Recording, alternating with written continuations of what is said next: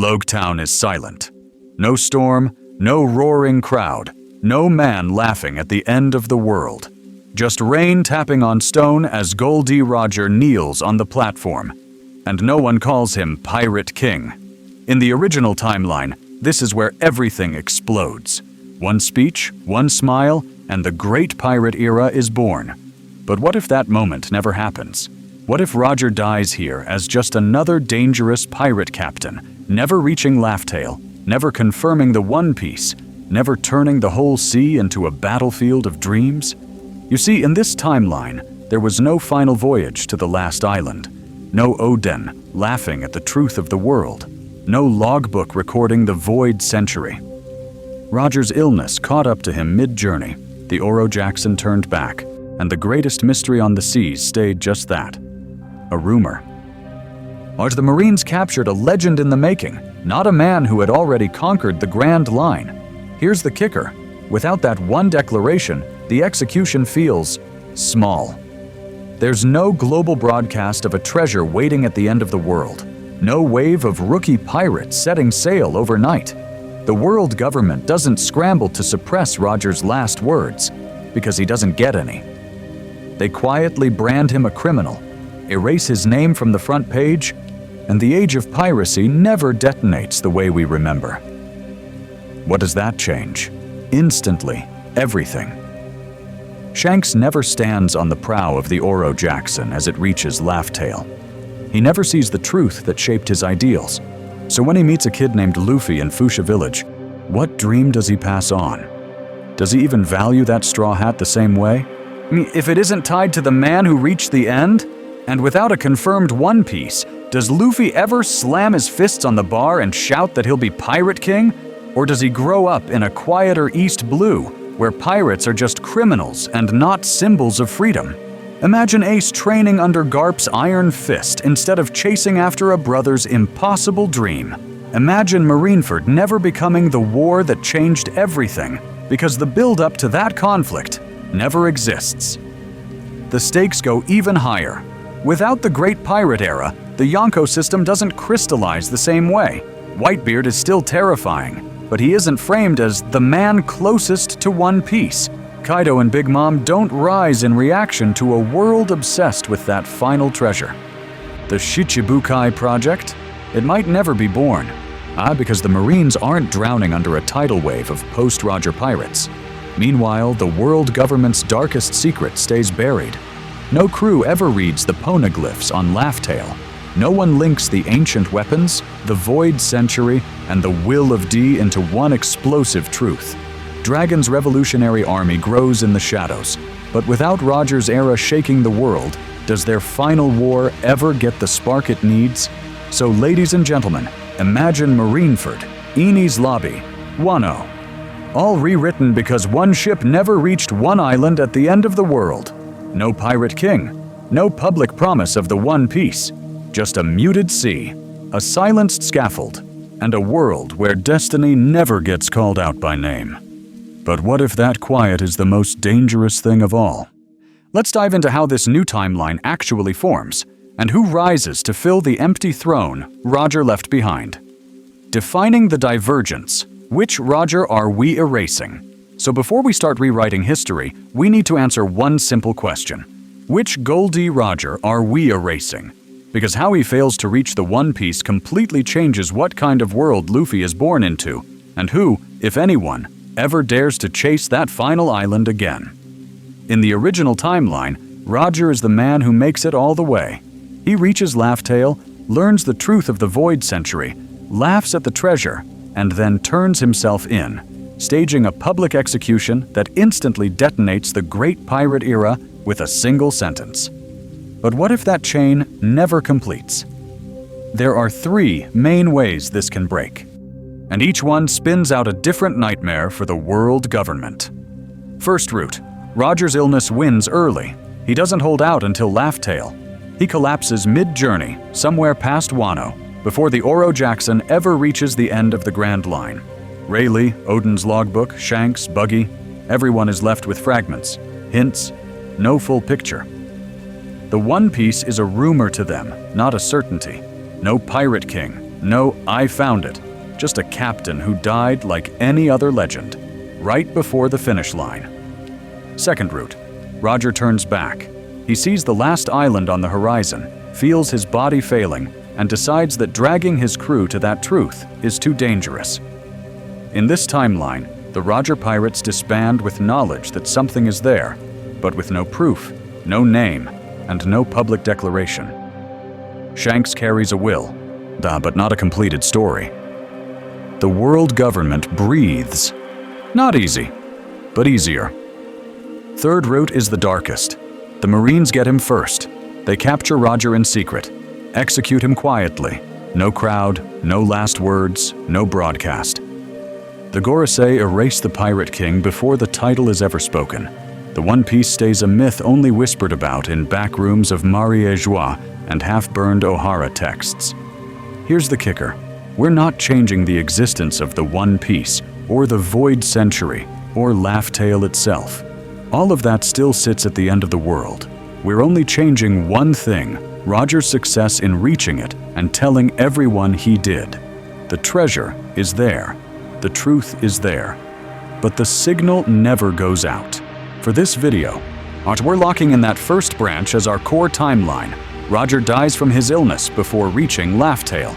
That's our main route. We'll occasionally flash to the turns back and secret execution variants to show how one extra decision twists the fates of Shanks, Rayleigh, the Yonko system, and even the Revolutionary Army. So what big questions are we actually answering? Does a great pirate era still happen without that execution speech? Who becomes the symbol of freedom when there is no Pirate King? Whitebeard, Dragon, Shanks, or someone completely unexpected?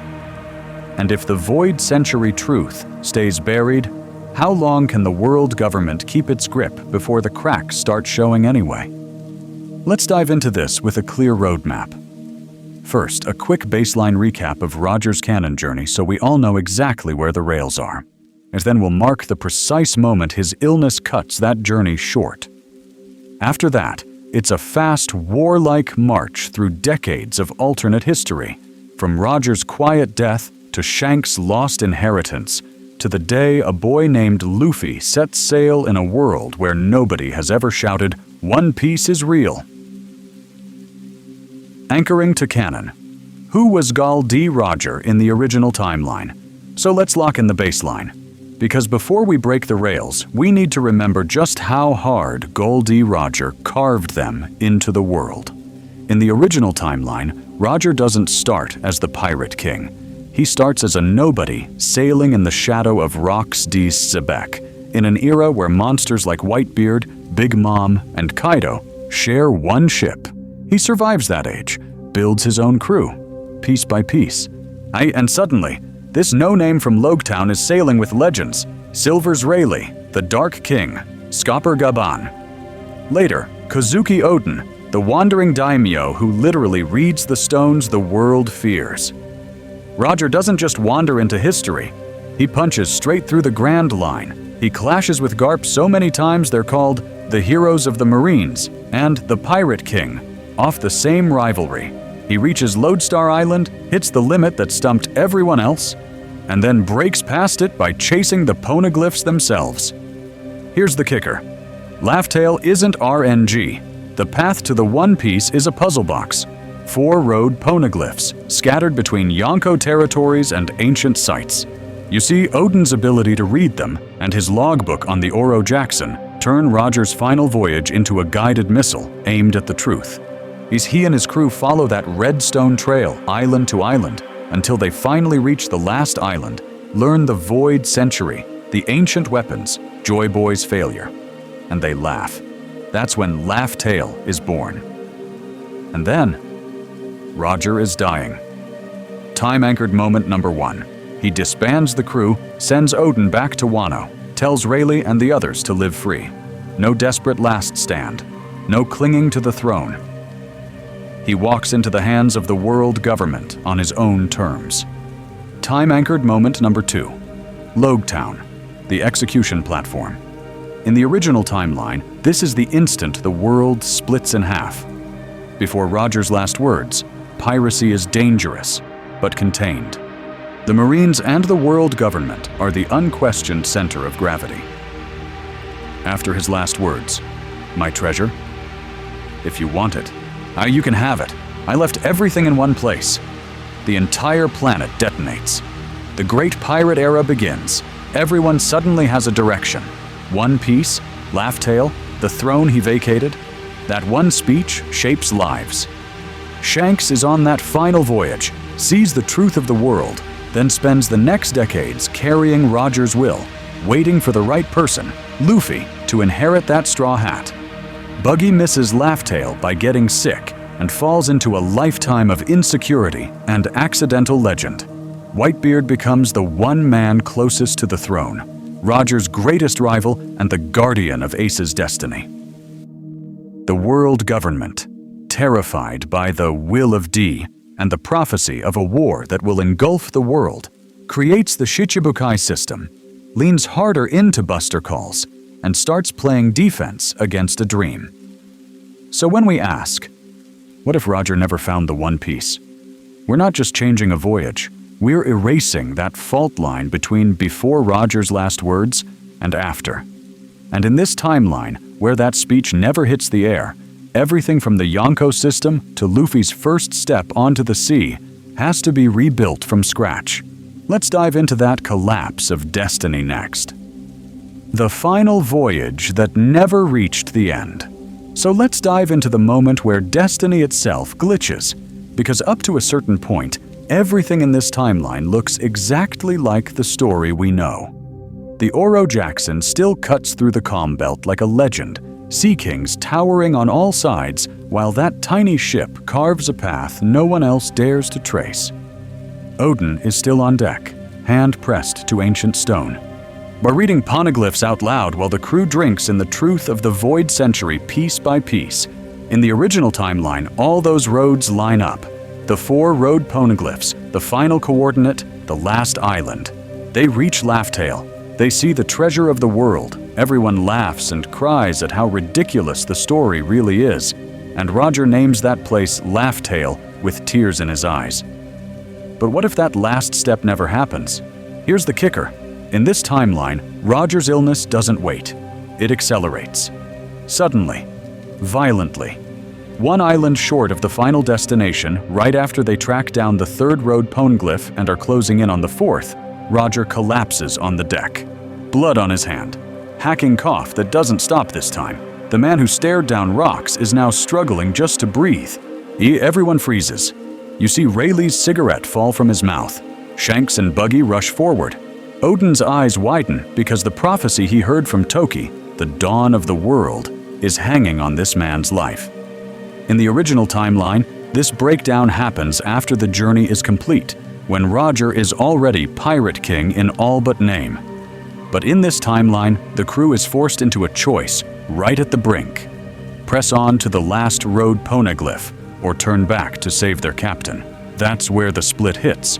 Odin wants to keep going. He knows the poneglyphs are a chain. If they stop now, the message of Wano, Joy Boy, and the true history stays buried. He argues that Roger himself wanted the world's truth to be found, that this is bigger than one man, even their captain. Rayleigh, though, Rayleigh draws the line.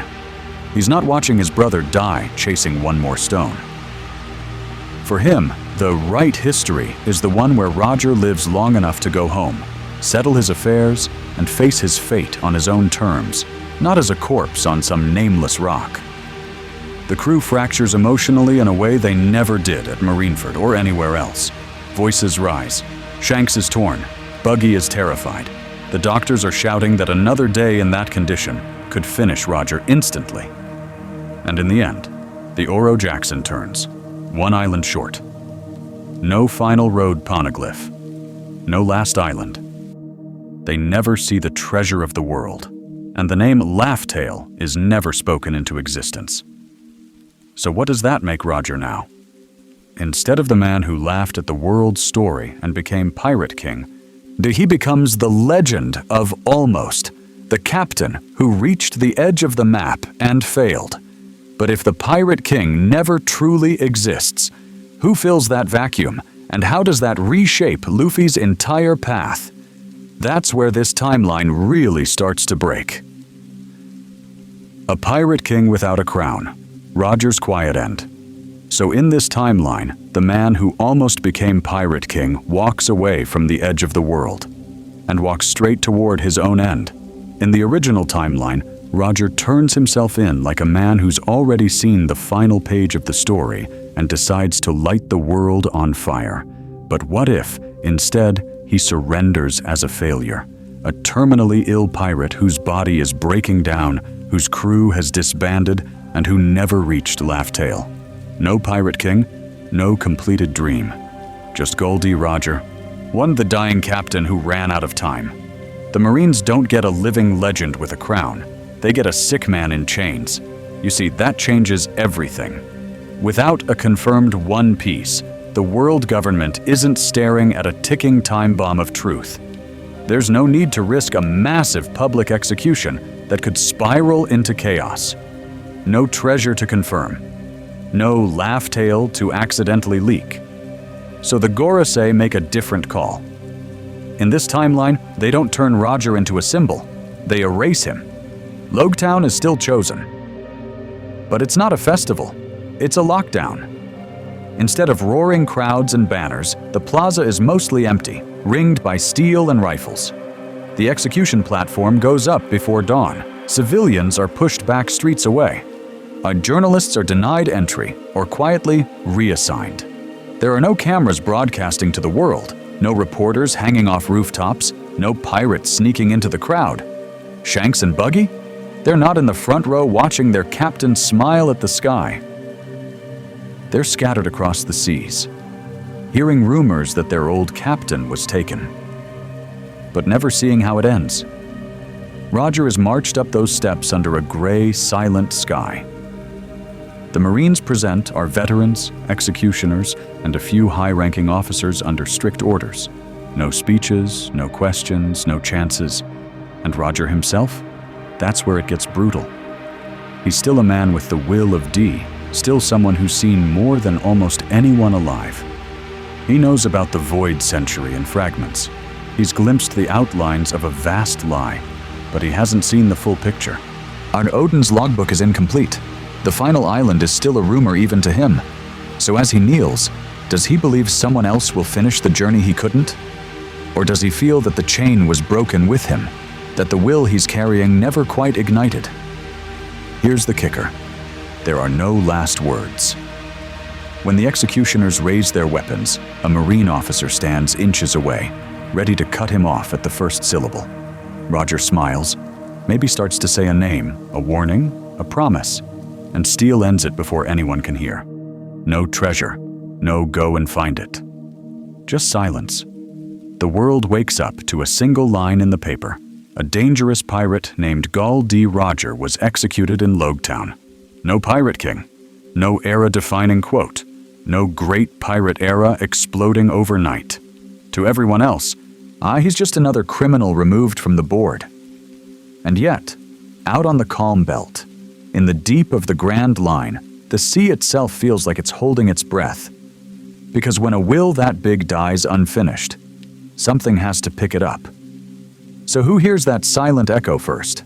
The Marines, the revolutionaries, or a certain red-haired pirate carrying a straw hat that suddenly means something very different? Pattern break. No great pirate era, just a slow-burning storm. In the original timeline, the world catches fire overnight. One man shouts, "My treasure is yours if you can find it." And suddenly, every dock, every tavern, every back alley in East Blue is screaming about becoming Pirate King. But what if that spark never hits the powder? What if the fuse burns? Painfully slow. In this timeline, there is no public confirmation. Or no One Piece is real, broadcasted across the seas. Roger dies, the execution plaza goes quiet, and the world government scrubs every hint that he was close to anything. To the average villager, piracy stays what it's always been. Crime. Not romance, not destiny. Just wanted posters and ruined ports. You see, without that one sentence, the psychology of the seas is completely changed. Kids in Fuchsia Village don't grow up pointing at the paper and yelling, "I'll be king of the pirates." They hear their parents talk about pirates the same way they talk about bandits or loan sharks. Dangerous, pathetic, something that comes and goes with the tides. The dream shrinks, but the myth doesn't die. It mutates. Sailors on long Grand Line routes whisper about an island at the end of the world, a place even log poses refuse to point to. Night they talk about an ancient civilization's treasure, a power that could turn the seas upside down. No name, no laugh tale, no One Piece, just a rumor passed over rum, half remembered from some drunk who once sailed under the Pirate King and lived. Here's the kicker.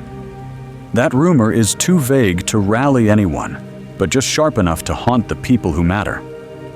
Rayleigh hears it in every clink of glass at Sabaody. Shanks hears it whenever the wind hits that straw hat. The Gorosei hear it in every report about strange poneglyph activity. Yet to the world, it's background noise. And so the Marines relax in the worst way, confidently. Sengoku and the Gorosei look at Roger's quiet death and think they've dodged a bullet. No great pirate era, no mass explosion. They increase bounties, refine the Shichibukai system a bit earlier, beef up Eni's lobby and impel down, and convince themselves that the age of truly world-shaking pirates died with Rox and Roger. But what if the storm just isn't loud yet? Because out in the New World, the remnants of that era are not chasing dreams. They're consolidating nightmares. Whitebeard still carves out territories, but it's less protector of an age of dreams and more untouchable sea warlord. Big Mom doesn't look like a twisted fairy tale. She looks like a natural disaster with a flag. Kaido isn't a challenge for future pirate kings. He's a living deterrent, a reason not to set sail. In this timeline, there is no shared pirate king dream knitting these monsters together. No common finish line, just scattered ambitions, private grudges, and personal empires. And that's the pattern break. Ladies and gentlemen, instead of one clear era you can point to, the world slides into a slow, creeping escalation where nobody realizes they're in a new age until it's already too late. So when the explosion finally comes, it isn't a generation running toward one treasure. It's a dozen ticking time bombs going off at once. The question is, who lights the first fuse? The red-haired man with the straw hat? The dragon hiding in the clouds? Or a rubber kid who never heard the words, "One Piece is real," at all? Rayleigh, Odin, and a story left half read. And here's where it gets way more personal than any Marineford War, ladies and gentlemen. Because behind those ticking time bombs, there's a man sitting in a Sabaody bar, staring at his own reflection in a glass. Silver's Rayleigh. In the original timeline, Rayleigh is the Dark King who already knows the whole truth, casually offering to spill the world's secrets to Luffy like it's no big deal. But what if he's the man who gave the order to turn the Oro Jackson around? In this timeline, every time he hears a rookie shout about freedom, he wonders if he killed the world's best chance at it. You see, that changes his entire vibe. He still laughs, he still gambles, he still trains Luffy. But there's an edge now. When he throws Luffy into the deep end on Rusukaina, it's not just to make him strong, it's because he's testing fate itself. Is this rubber kid really worth the sin of quitting on Roger's dream? Every question Luffy asks about the One Piece hits like a dagger, because Rayleigh doesn't have answers, only fragments, half-remembered poneglyph rubbings, and Roger's unfinished theories about Joy Boy. And then we jump across the sea to Wano. In the original timeline, Odin comes home with the truth of the world burned into his logbook. In this timeline, he walks back through those Wano gates with nothing but pieces. He knows about an ancient kingdom, but not its name. He's heard Joy Boy, but doesn't know if it's a title, a person, or a promise. He's seen poneglyphs, but never the final message on Laugh Tale that ties it all together. So Odin's logbook changes completely. Instead of a clean record of the last island, it becomes a chronicle of almost. Pages of questions, sketches of poneglyph symbols he couldn't fully decode, wild theories about a weapon that can shake the seas, a treasure that can make the world laugh, a throne that shouldn't exist. And future generations open that book and don't see certainty. They see a conspiracy board. Here's the kicker. That directly warps the Kozuki prophecy. Toki still speaks of 20 years in the future and the dawn of the world, but Oden can't confirm what that dawn actually is. Is it the fall of the world government? The return of Joy Boy? The rise of a new pirate king who finishes Roger's half-read story? Without Laugh Tale, the prophecy becomes way more ambiguous, and that ambiguity is dangerous. People in Wano can twist it. Kaido can mock it. Momo, Yamato, even Luffy later on are forced to interpret a destiny that was never clearly written. And this is the real mystery of this timeline. The Roger pirates aren't haunted by forbidden knowledge. They're haunted by the gap, by the missing chapter. They know there's an answer out there, not because they sailed right up to the edge of it and turned back. So the question hanging over the seas isn't, what did Roger learn? It's, who's brave enough to finish the journey he couldn't? Shanks without Laugh Tale, a Yonko built on unfinished will. And the first person we have to test with that question is Shanks. In the original timeline, Shanks is the guy who stood on the deck of the Oro Jackson and laughed with Roger at the world's biggest secret. He saw the completed story. He watched his captain smile at the void century, the ancient weapons, Joy Boy, all of it, and still say, "It's not us. Someone else will finish this." But what if that scene never happens? What if Shanks's last memory of Roger isn't laughter at Laugh Tale, but failure at the edge of the unknown? Suddenly, Shanks grows up in a different kind of silence. No Oden logbook with all the answers. No shared joke about the name Laugh Tale. Just a crew that hit a wall, turned back, and then watched their captain walk into execution without ever declaring a pirate king or confirming the One Piece. You see, that changes everything about what Shanks thinks the end of the story looks like. In the original timeline, Shanks becomes the calm Yonko, the guardian of the right time, the guy who steps into Marineford just to stop the war and protect the future. But in this timeline, that easy faith is gone. He knows there's something out there because Roger was reaching for it until his last breath and never closed his hand. So instead of preserving balance, Shanks might start hunting. Secret poneglyph raids. Shadow deals in the New World. And a Yonko who doesn't just wait for the next Joy Boy, but actively searches for the final island himself. Now bring Luffy into this. In canon, that straw hat is a relay baton. Roger to Shanks to Luffy. A promise that the kid will reach the laughing end of the sea. Here, when Shanks puts that hat on Luffy's head, what is he really passing on? Nostalgia for the days on Roger's ship? Regret that he never saw the truth? Or a straight-up challenge, do what my captain couldn't. Don't stop at the edge like we did. When Luffy says he'll be the greatest pirate, Shanks isn't just amused. He's testing whether this kid can surpass Roger's failure. And here's the kicker. That warped will also hits his relationship with the world government. In the original timeline, Shanks walks into Mariéjois to talk about a certain pirate, like someone invested in keeping the balance steady until the right storm arrives. But what if incomplete knowledge makes him way more suspicious? No Laugh Tale, no full void century, just enough hints to know the government is hiding the missing chapter Roger died chasing. Does he still negotiate? Or does he start treating the Gorosei as the final obstacle to his captain's unfinished journey? That opens up a darker Shanks.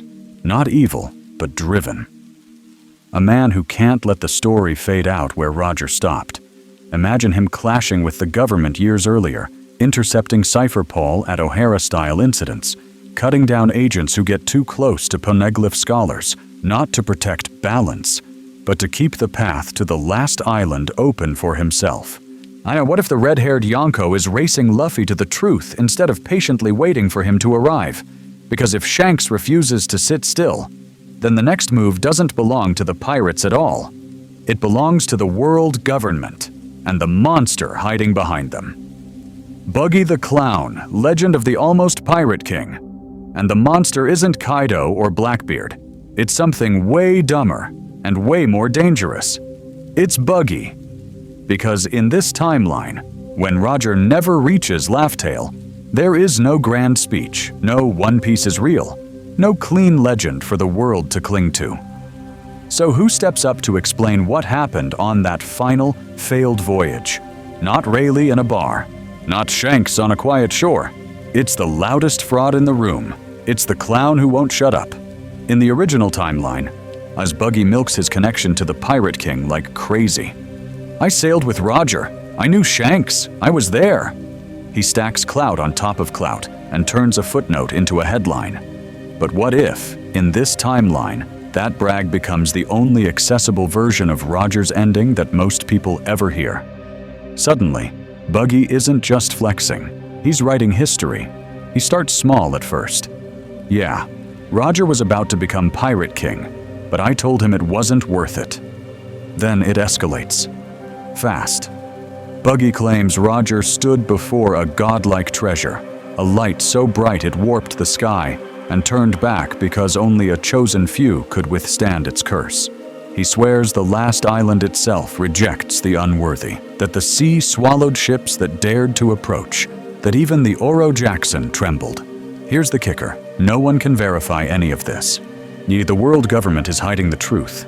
The Roger pirates have scattered, so Buggy's tall tales mutate unchecked. Bars across the Grand Line repeat his lines like scripture. The greatest treasure is out there, but if you name it, it disappears. If you reach the end without the right will, the sea erases your existence. It stops being One Piece and becomes a ghost story. And rookie pirates? They eat it up. Instead of chasing a defined One Piece with clear conditions, reach Laugh Tale, claim the title, they chase vibes, rumors, half-whispered clues about the greatest treasure that might be on the last island, or in Mariéjoie, or under some random sky island no one's even confirmed. The sea gets way more chaotic and directionless because there's no single goal to organize the era. Every kid with a dinghy thinks their personal headcanon treasure is the real one. This is where the comedy flips into horror. You see, Buggy's accidental influence becomes massive. His lies and half-truths, mixed with just enough real Roger nostalgia, turn into one of the only widely known narratives about the crew's final days. For entire generations, the end of the Grand Line isn't a place. It's a rumor, shaped by a coward who jumped ship and a clown who keeps failing upward. Let's dive into the scary implication. When there is no Pirate King and no confirmed One Piece, the mythos of piracy isn't forged by the bravest man on the seas. It's forged by the loudest liar who survived him. History is now written by clowns and cowards, not by a man who reached the truth. And while the world chases Buggy's moving target, the real monsters, the world government, and the thing lurking above them are free to move the finish line whenever they want. Whitebeard's throne, the strongest man in a world without a king. And while the world chases Buggy's moving target, the real monsters tighten their grip. But what if, in the middle of that fog, one man doesn't need a crown, a speech, or a treasure to rule the seas? That man is Edward Newgate. In the original timeline, Whitebeard is the man who could have taken everything. He sailed toe-to-toe with Roger, clashed with him on equal ground, and still walked away saying, "I'm not interested in being Pirate King." He let Roger wear the title while he built something completely different, a floating kingdom of sons, a family that turned a monster into a father. He was content to guard his own era while the great pirate era exploded around him. But in this timeline, there is no Pirate King. No execution speech. No confirmed One Piece. Suddenly, that quiet choice not to chase the throne doesn't make Whitebeard smaller. It makes him bigger. Because when there's no official king, everyone looks for the next closest thing. And you see, the closest thing is a man whose very quake can split the sky. So Whitebeard becomes the de facto top pirate. Not by proclamation, not by a headline, but by reality. Islands whisper his name like a weather report. Is Whitebeard protecting this place? Then we're safe. Marines plan routes around his territories. Yonko? That word evolves around him, not alongside him. In this timeline, he isn't one emperor among four. He's the standard the rest are desperately trying to reach. Here's the kicker. This completely rewires his crew's psychology. In the original timeline, Ace, Marco, Jozu, the division commanders, they're proud sons of a legendary pirate, but they still live in Roger's shadow. The legend of the Pirate King is something outside their ship. Here, that shadow is gone. Ace isn't just the son of Whitebeard, he's effectively the Prince of the Seas. Marco isn't just the reliable right hand, he's the first guardian of the closest thing the world has to a Pirate King's legacy. What does that do to Ace's already complicated identity as Roger's son? Does he lean harder into being Newgate's heir, trying to outshine the ghost of a father who never became king? Or does the absence of a crowned pirate king make him secretly wonder if he should be the one to chase that final island, just so his two fathers' stories can be completed? Meanwhile, the world government is sweating bullets. In the original timeline, they hate Roger's symbol, but they also understand it. One man, one treasure, one era they can try to control with bounties and propaganda. In this timeline, Whitebeard's authority is more dangerous because it's not tied to a single speech or a single chest of gold. It's tied to loyalty, to islands he protects, to people who would rather die than betray Oyaji. How do you execute a man whose real treasure is the hearts of thousands? So the Gorosei face a nightmare question. Which is worse, a pirate king chasing the One Piece, or a king in all but name who doesn't care about it at all?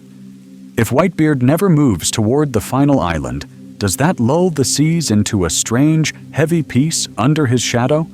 Or does it create a power vacuum of ambition around him? Because somewhere out there, someone still hears the whispers. Laugh-Tale. Void Century. The treasure that Roger never claimed. Does a new generation, Luffy, Blackbeard, even Shanks with a different resolve, rise up specifically to challenge Whitebeard's static dominance and prove the One Piece is real? Or does an era without a crowned pirate king slowly calcify as pirates stop dreaming of a final shore and start dreaming only of surviving under Newgate's umbrella? Let's dive into what happens when that tension finally snaps. When the myth of One Piece collides head-on with Whitebeard's living empire, Yan and the Seas are forced to choose between a silent king and a screaming dream. The world government's hidden victory and hidden fear. The tension between a silent king and a screaming dream doesn't just shape pirates, it reaches all the way up to the empty throne. Because in the original timeline, Roger's last words are a nuke. My treasure? I left it all in one piece. Instantly, the world erupts. The Gorosei panic, try to censor the broadcast, and fail. The great pirate era is born on live television. But what if that never happens? What if Roger dies in a back alley infirmary, or is executed in secret, and no one ever hears about Laugh-Tale? In this timeline, Marie-Joie breathes. For a moment, no tidal wave of pirate flags, no generation of kids like Luffy and Ace staring at execution footage, vowing to conquer the seas. The Yonko structure still forms around monsters like Whitebeard and Kaido, but it isn't supercharged by a single sentence. Crime exists, sure, but it's the manageable kind the Gorosei think they understand. You see, they've got admirals, they've got the Shichibukai system, they've got CP0 in the shadows. From their perspective, the board looks stable. And yet, that stability is exactly what terrifies them. Because even without a pirate king, the world's true enemy hasn't changed. The Void Century is still erased from the history books. The poneglyphs are still scattered across Alabasta, Skypiea, Wano, and beyond. Odin's logbook still exists somewhere out there, filled with half-finished notes about a final island no one officially reached. If Roger never confirms One Piece, then the government loses something crucial: early warning. In the original timeline, they at least know the race has started. They can track who's talking about Laugh Tale, who's chasing road poneglyphs, who's quoting Whitebeard's last prophecy. In this timeline, there's no public trigger, no clear start to the story. Which means the next person to approach the truth might not announce themselves with a grand era. They might appear out of nowhere. So the policy shifts are brutal and quiet.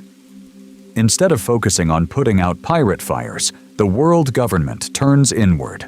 Archaeology becomes even more of a death sentence. O'Hara wasn't an outlier, it becomes the template. CP0 gets new secret directives: locate poneglyphs, not just protect them. Where possible, destroy them. Where not, move them to hidden vaults or weaponize them as bait for suspected scholars. Islands with suspicious ruins suddenly vanish from maps. Any Marine officer who asks too many questions about history finds their career stalled, or their ship lost at sea. And above the Gorosei, Imu watches.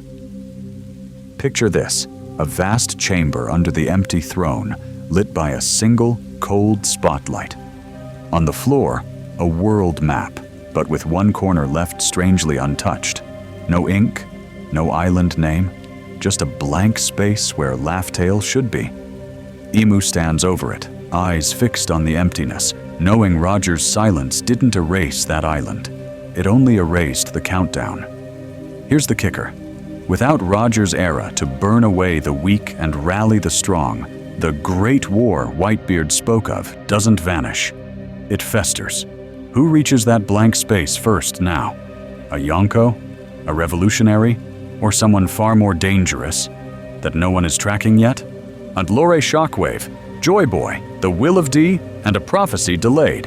And that's where the lore starts screaming in the background. You see, in the original timeline, Whitebeard looks Sengoku in the eye at Marineford and drops that bomb. Someday, a man will appear who will challenge the world. Sengoku, your government is afraid of that war. He says this knowing Roger reached the end, knowing the trigger already exists. But what if the man he's talking about never actually touched the final island? What if the prophecy is pointing at a ghost? Roger still tells Whitebeard about the Will of D. He still laughs with Odin on the Oro Jackson about Joy Boy and the treasure. He still mutters that legendary line that he and Joy Boy were too early.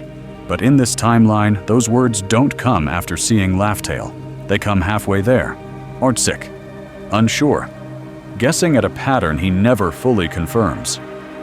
Suddenly, too early isn't a precise diagnosis of history. It's a half-finished sentence. Let's dive into what that does to Joy Boy's legend. In the original timeline, Roger understands Joy Boy's failure, the apology to Fishman Island, the promised dawn of the world, and the rough timing of when the next era should ignite. Here, he dies with puzzle pieces missing. No clear century-long countdown.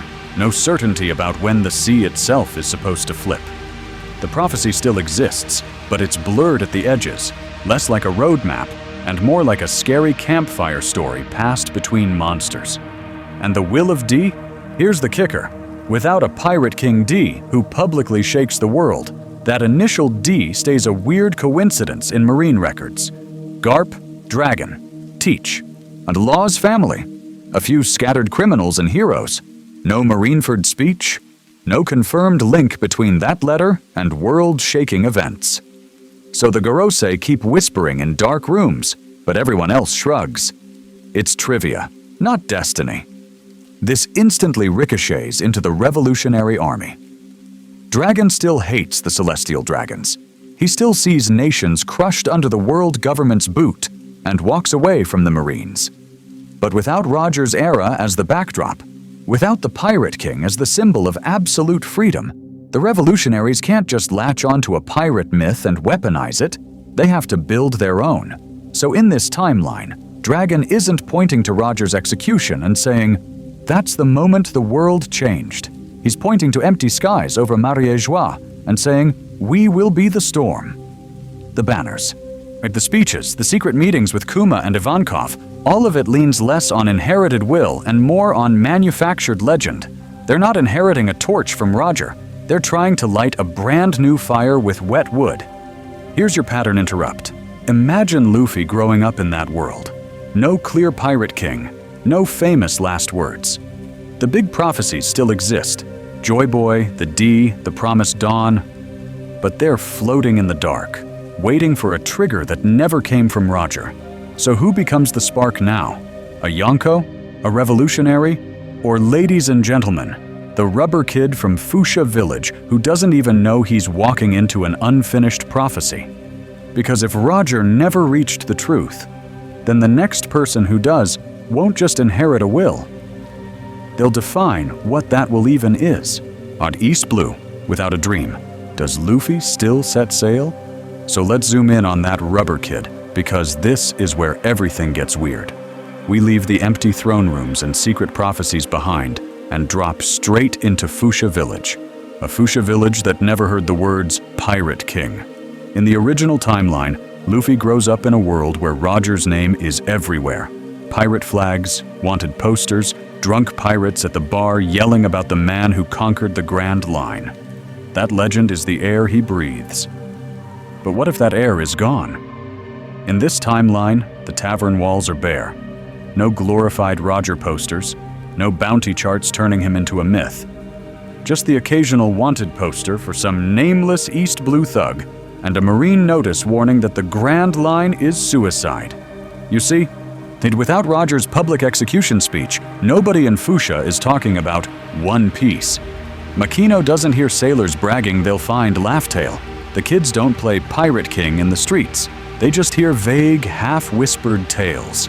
Monsters on the Grand Line, islands that eat ships, marines dying in storms. The sea isn't a promised throne, it's a hungry abyss. So what does Shanks look like when he walks into that version of the village? In the original timeline, his aura carries Roger's will. He's the guy who sailed with the man who reached the end. But in this timeline, Shanks is still a big-name pirate, just without a title to orbit around. His stories in Makino's bar aren't about the Pirate King's last voyage. They're about knights singing on deck, betting your life on your crew. My clashing with Marines because you refuse to bow. Instead of, my captain reached the final island, it's, my captain chased the freest sea he could find. The emphasis shifts. Freedom over destination. Camaraderie over crown. So when little Luffy bites into that gum-gum fruit, gets laughed at, and stands up with tears and snot running down his face, what does he shout? Does he still declare, "I'll become the Pirate King," when there is no Pirate King to reference? Or does he say something else like, "I'll become the freest man on the sea," because that's the phrase Shanks keeps repeating? Here's the kicker. The dream is the same shape, but the wording instantly changes the target. No throne, just a horizon. And lurking behind all of this is Dragon. With no great pirate era to distract everyone, but revolutionary activity suddenly feels louder. More wanted posters for Dragon. More hushed marine gossip about kingdoms rebelling. Luffy grows up hearing his dad's name not as a mystery, but as the world's most dangerous criminal actively shaking the system. So what actually pulls him out to sea first? Shanks' scar and straw hat? Or Dragon's rebellion echoing in the background? Does he chase a crew or a cause? Let's dive into that tension, because Luffy's still setting sail either way. The question now is, what kind of storm is he about to become? A different Straw Hat promise. Shanks bet on the future. So when Shanks finally walks into Fuchsia Village, he's not just some carefree Yonko-in-the-making throwing parties in a bar. He's a man who watched Gol D. Roger sail right up to the edge of the world and turn back.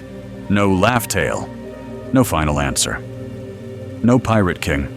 Just a question that's been eating him alive ever since. In the original timeline, that straw hat carries the weight of Roger's triumph.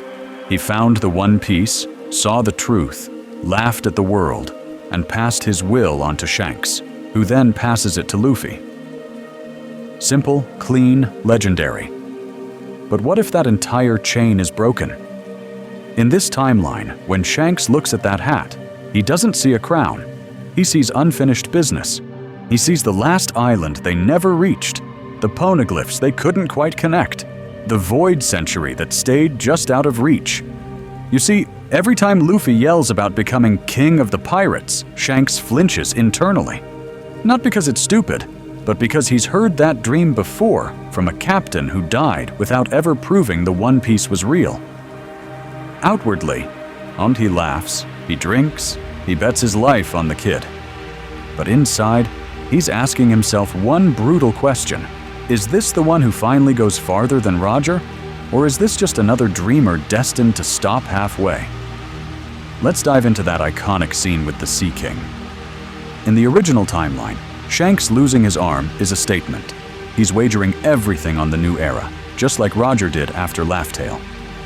In this timeline, that moment hits different. When he stretches his remaining hand out to protect Luffy, he isn't just protecting a boy. He's protecting the last chance to answer the question Roger left him with. What lies at the end of the world? Here's the kicker. When Shanks finally puts the hat on Luffy's head, the words change. He doesn't frame it as, "Oh, give this back when you've become a great pirate like Roger." That line doesn't exist here because that legend never crystallized. Instead, he leans in and says something closer to, "Take this and go farther than any of us ever could. Don't stop where we stopped." Suddenly, the straw hat isn't just a symbol of will. It's a relay baton, a literal finish what we started mission. That tiny tweak rewires Luffy's dream. The title Pirate King becomes less about status and more about destination. Less, "I want the crown," and more, "I'm going to the place no one else could reach." So when he hears rumors about a final island, when he learns the word Laugh Tale, when he stands on Sabaody looking at the new world, every choice bends toward one question. Am I pushing past Roger's limit right now? And this, ladies and gentlemen, is where the ripple starts. Because that one promise, that one sentence from Shanks, is going to twist how Luffy challenges the Yonko, how he treats Raftel as a goal, and even how he defines the One Piece itself. Is it treasure? Or is it proof that he made it where his heroes failed? Stick around, because the next decisions he makes are nothing like the Luffy you remember. Pattern interrupt, a grand line without a clear finish line. So now Luffy's chasing a promise to surpass his heroes. But what happens when the world he's sailing into doesn't even have a finish line? You see, we're about to pull the rug out from under your mental map of One Piece itself. In the original timeline, even if almost no one reaches it, Laugh Tale is real. It has a name. It has a legend. Every log pose, every rumor, and every drunk old man in a tavern is subconsciously pointing toward that end of the world, the place where Roger laughed and became Pirate King. The grand line feels like a marathon with one tape at the end, Raftel. But what if that tape never existed? In this timeline, Roger never plants the flag. There's no public execution speech confirming One Piece. No revealed name Laugh Tale echoing across the seas. Suddenly, the grand line stops being a racetrack and turns into a maze. Sailors swear there's an end, but no one agrees on what that even means. No one has a name. No one has a map. No one has proof. Let's dive into the day-to-day reality of that. Log poses still whirl and lock. Islands still chain together. Reverse Mountain still spits you into paradise. But instead of every needle spiritually leaning toward a final island, they just loop. Routes circle back. Some point deeper into the new world. Some spit you sideways into nightmare weather. Some dead end at magnetic storms that fry your gear. Navigators argue in bars about true routes that lead to the world's secret, the same way fans argue power scaling after Marineford. Here's the kicker. Without a confirmed Laugh Tale, navigation myths explode.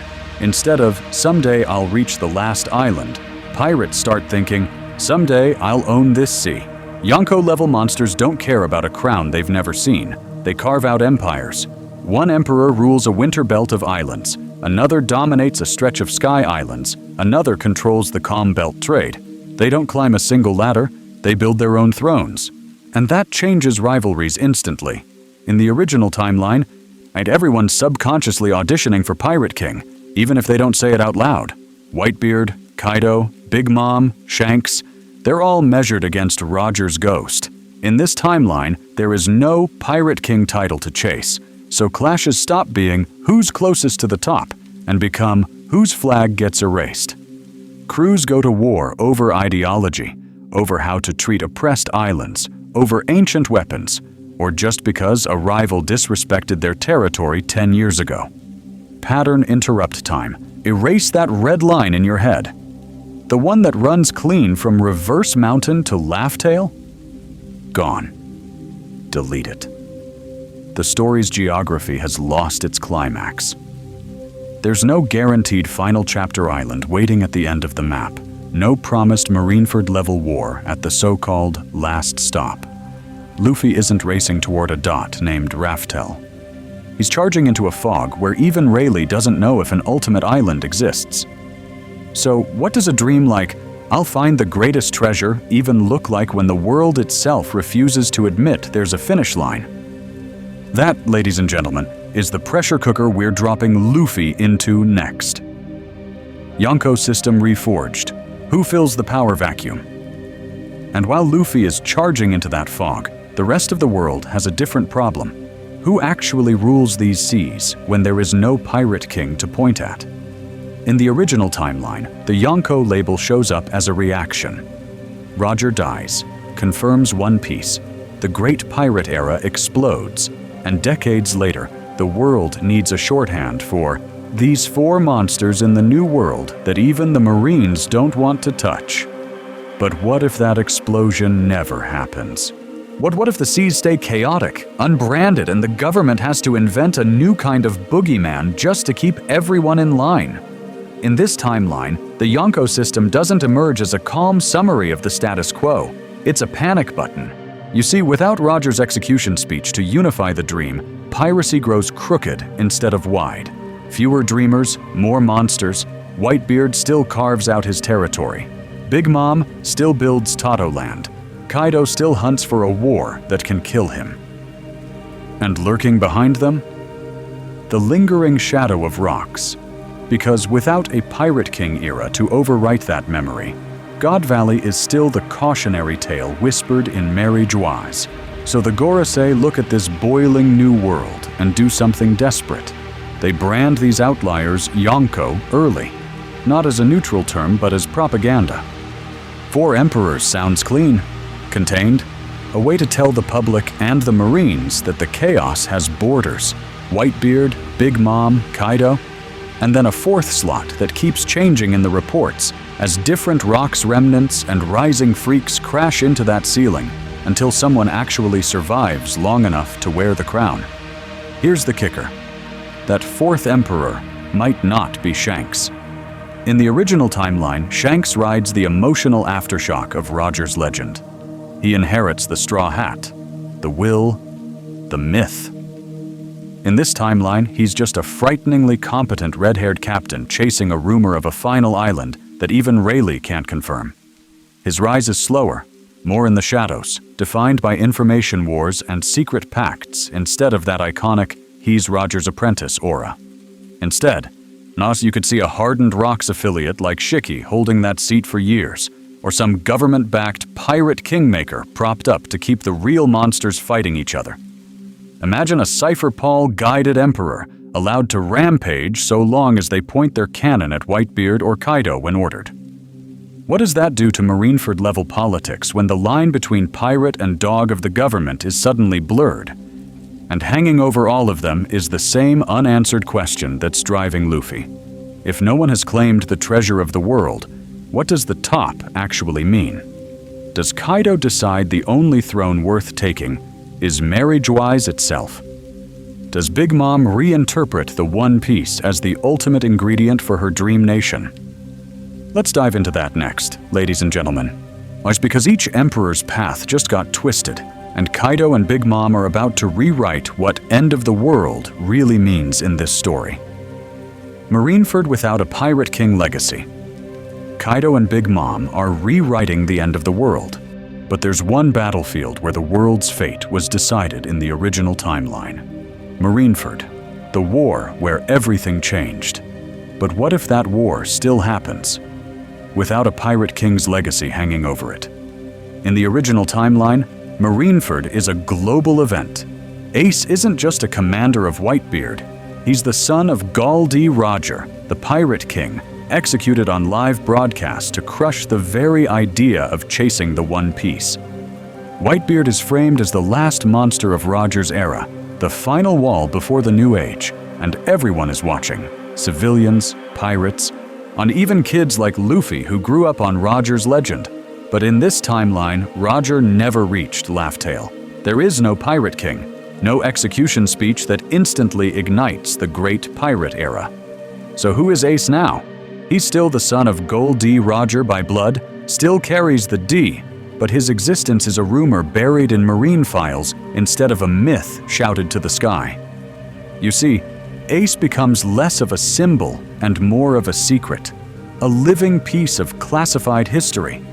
That changes the Marines' entire calculus. They don't need a flashy public execution to kill the Pirate King's dream, because that dream never officially existed. Instead, what terrifies them is the bloodline. The idea that the D-Odd clan and Roger's genes could one day unlock whatever truth lies at the end of the Grand Line, even if no one knows the name Laugh Tale. So in this timeline, Marineford isn't staged as a show. It's planned as a cleanup operation. Fewer cameras, no grandstand for the world's press. The execution platform is still there, Ace is still in chains, but the audience is mostly Marines, a few government-approved witnesses, and the pirates who force their way into the bay. Sengoku isn't announcing a Pirate King's son to the world. He's authorizing the quiet erasure of a dangerous heir before anyone can connect the dots. Here's the kicker. That makes the war way more personal and way more brutal. Whitebeard isn't crashing a global broadcast to defy an age. He's storming a fortress to protect his family from being surgically wiped out. The admirals aren't playing to the cameras. They're unleashed as executioners. And when Luffy arrives, he's not the wild card who turns a spectacle into chaos. He's the unexpected variable in a Black Ops-style massacre the world government wanted to keep in the dark. So what does Marineford look like when it's a shadow war instead of a stage play? Who still dies when the motive is bloodline erasure, not myth destruction? But what if the lack of cameras actually lets the admirals, Garp, and even the Gorosei go further than they ever did on screen? Let's dive into that later, ladies and gentlemen, because we're coming back to this battlefield and rerunning Marineford beat by beat in this altered world, and the first twist hits before the gates even open. Ace's burden, son of a man who failed, and while Marineford is loading the gun, we need to talk about the bullet, Ace himself. Because in this timeline, his entire burden is twisted from the ground up. In the original timeline, Ace grows up as the son of the Pirate King. He hates that blood, yet he can't escape the shadow of the man who changed the world with one sentence at his execution. But what if that sentence never existed? What if Gol D. Roger died not as a crowned Pirate King, but as the man who almost made it and failed? Instantly, Ace's childhood changes. The whispers in Goa aren't, "That's the Pirate King's son." That's the brat of the lunatic who chased a fantasy and died for nothing. You see, the legend is still there, but it's poisoned. Roger is powerful, terrifying, infamous, and unfinished. No great speech, no laugh tale, no proof the One Piece was ever real. So how does Garp handle that? In the original timeline, Garp gruffly admits Roger was a monster and a rival, but he can't deny the man's conviction. In this timeline, Garp leans on the failure. To Ace, he paints Roger as the ultimate warning label, a dangerous fool who threw away his crew, his life, and his son for an impossible dream. "You don't want that path," he tells him. "You don't want to die without answers." Dadan backs it up, rougher and louder. Around the campfire, she doesn't talk about the Pirate King. She talks about the idiot who sailed to the end of the world and turned back, or collapsed, or vanished before finding anything. Every bandit tale hammers the same message. Chasing Roger's dream doesn't make you free, it makes you broken. So what does that do to Ace's heart? Does he still scream at Luffy, "Do you think I wanted to be born?" Yes, but now it's not just shame. It's fear of repeating a tragic arc.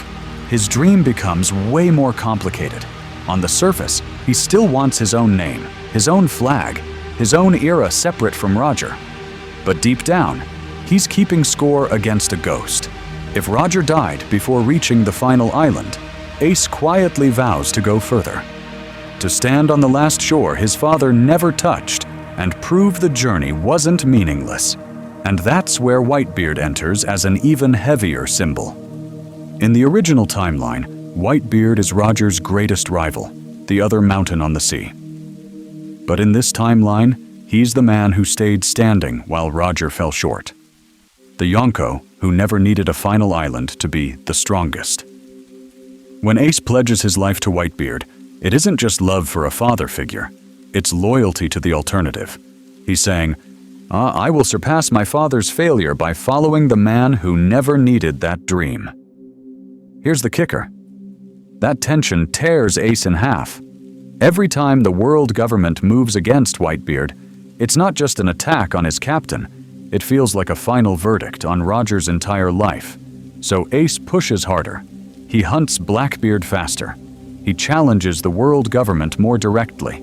He forces the era's collision. Which means Marineford doesn't just happen because Ace was captured. It happens because Ace's need to outdo Roger's unfinished story drags him into even riskier confrontations, accelerating everything. And when that war finally erupts in this world, the stakes of saving Ace aren't just about a brother or a commander, they're about whether Roger's legacy is sealed as failure forever or rewritten in fire. But what if the person most invested in rewriting that legacy isn't Ace at all, but a rubber kid who never cared about the Pirate King's title in the first place? The Shichibukai and a different age of legal pirates. Because in a world where Roger never crowns himself Pirate King, that rubber kid grows up under a completely different sky. And the world government moves first. In the original timeline, the Shichibukai are damage control. A band-aid slapped on after Marineford, after the Great Pirate Era explodes, after everyone and their grandma sets sail chasing a myth made real by one execution speech. But what if that speech never happens? What if there is no public confirmation of One Piece, no laugh tale, no go find my treasure to ignite the seas? In this timeline, the government doesn't wait for chaos. They preempt it. You see, they still see the same nightmare pieces on the board. A lone swordsman who duels entire fleets for fun, a desert criminal mastermind, a former celestial dragon slave who can turn marines to stone with a glare. Men like Sengoku and the Gorosei look at Mihawk, Crocodile, Hancock, and instantly understand. If a great pirate era ever does start, these are the ones who will ride the wave. So instead of reacting to a pirate boom, they quietly build a leash. The Shichibukai system is born in the shadows, years earlier, as a secret pact. We'll legalize your plunder in certain seas, erase some bounties, and in exchange, you answer the call when the flag of justice demands it. No public fanfare, no big announcement, just whispered contracts and revised wanted posters. Here's the kicker. Without a confirmed One Piece, as the end of the Grand Line stops being the ultimate dream. Power shifts from treasure to tools. Ancient weapons go from background lore to the main prize. And this is where Crocodile becomes terrifying. In the original timeline, his Alabasta scheme is one arc among many, a stepping stone before Marineford. In this timeline, his Pluton plot is the equivalent of chasing the crown itself. Crocodile isn't just trying to take over a kingdom, he's trying to become the man who holds the closest thing to a world-ending trump card. If there's no guaranteed treasure waiting at the end, then whoever controls Pluton effectively owns the One Piece of this era. Alabasta stops being a regional crisis and becomes the secret center of the world's arms race. Now think about Hancock. In the original timeline, Roger's defiance, Whitebeard's declaration, why even Luffy punching a celestial dragon at Sabaody all become symbols that the world government can be mocked, challenged, humiliated. But in this timeline, that public humiliation never truly happens. Roger dies a criminal, not a legend. The Great Pirate Era never validates pirates as icons of freedom. So Hancock's hatred has nowhere to go but inward and upward. She still remembers the brand on her back, the chains, the celestial dragons, but there are fewer heroes to point to, fewer kings of the pirates to say, they stood up, so can we. When she accepts the Shichibukai title here, it's even more twisted. It's survival, yes, but it's also a front-row seat to the system she wants to burn, while knowing there's no Roger-like symbol backing her rebellion. And that changes the tone of everything that follows. When Luffy sails into Alabasta in this timeline, he's not accidentally crashing a side plot while chasing a bigger dream. He's wandering straight into the world's hidden endgame over ancient weapons. When he reaches Thriller Bark, Moria isn't just a washed-up warlord, he's proof that the government will tolerate monsters as long as they're on a leash.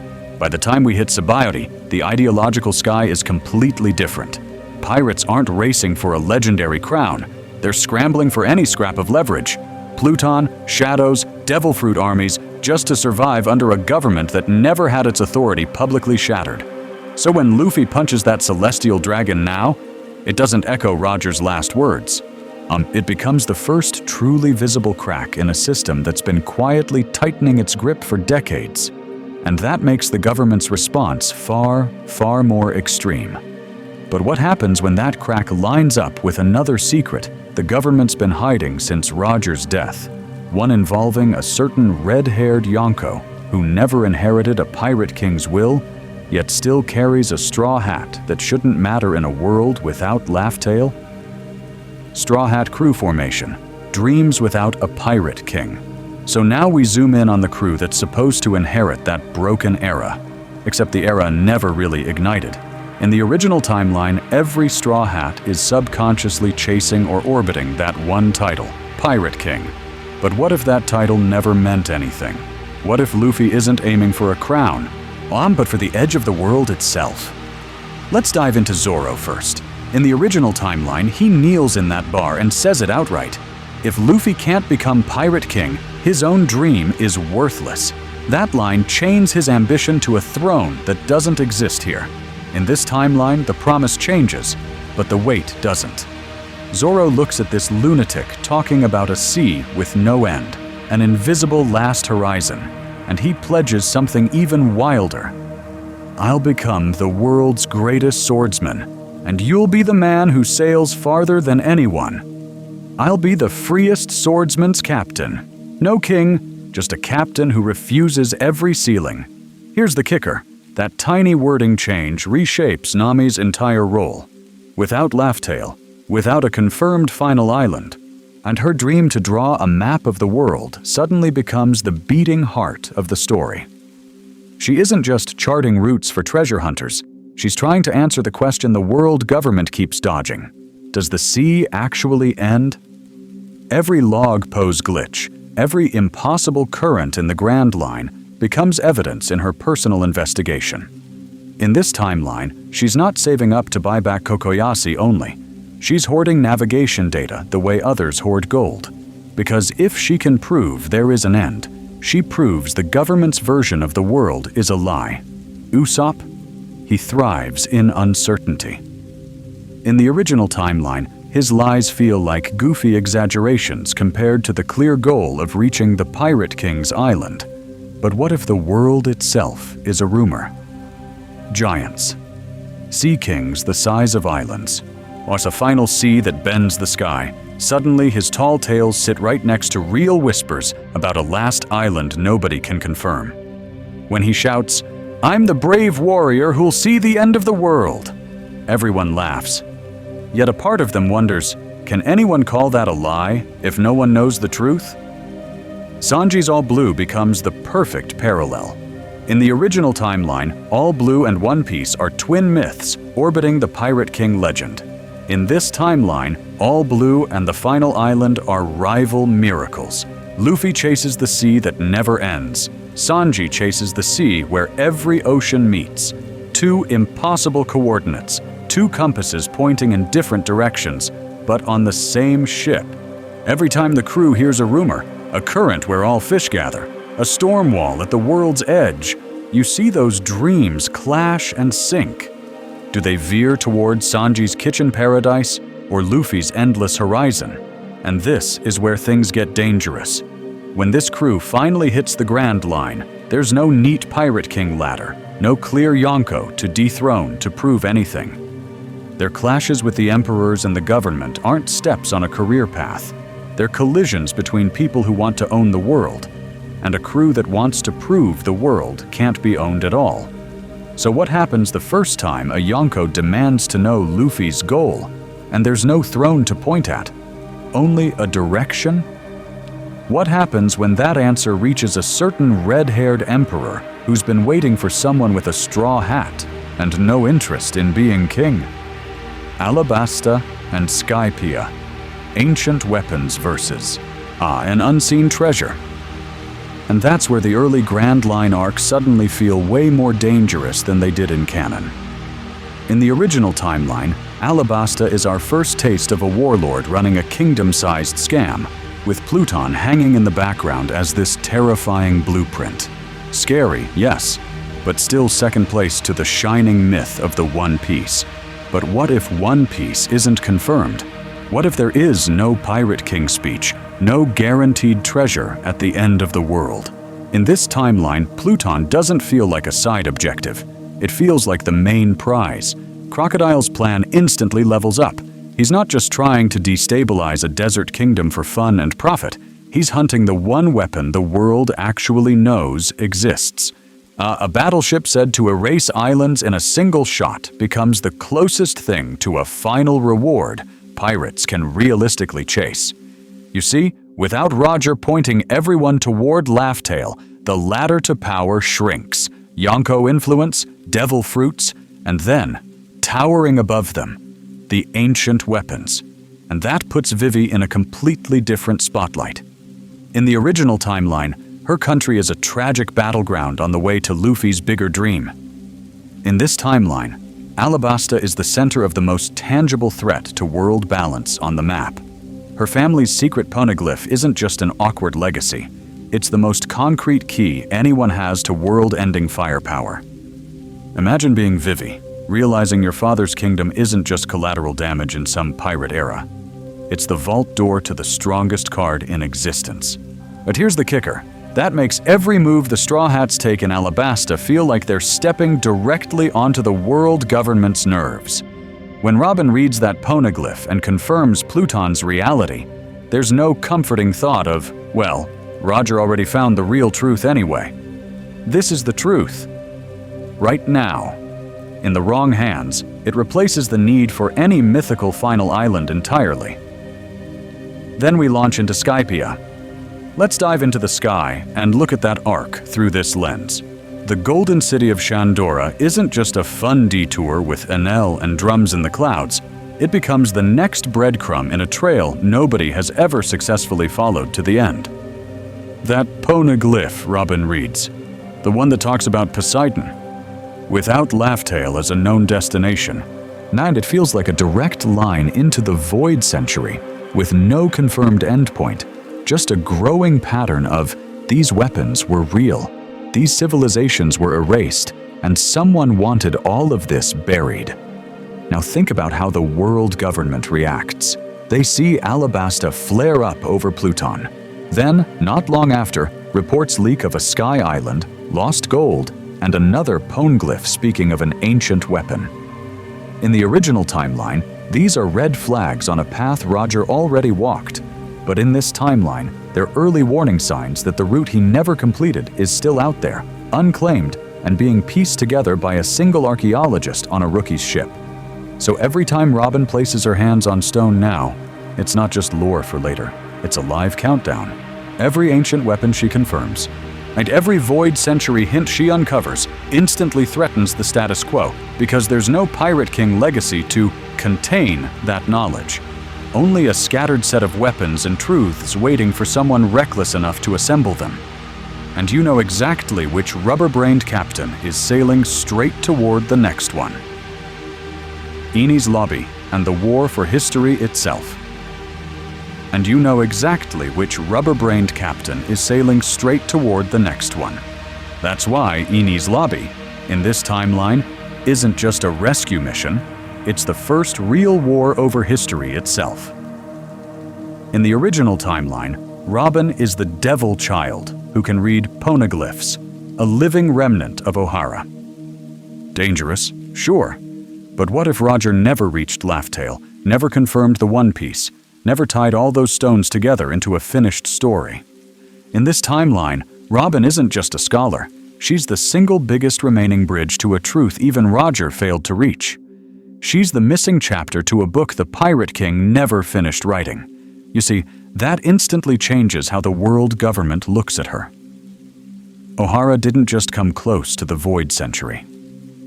From their perspective, O'Hara plus Robin plus any ambitious pirate equals a second attempt at the path Roger started and never completed.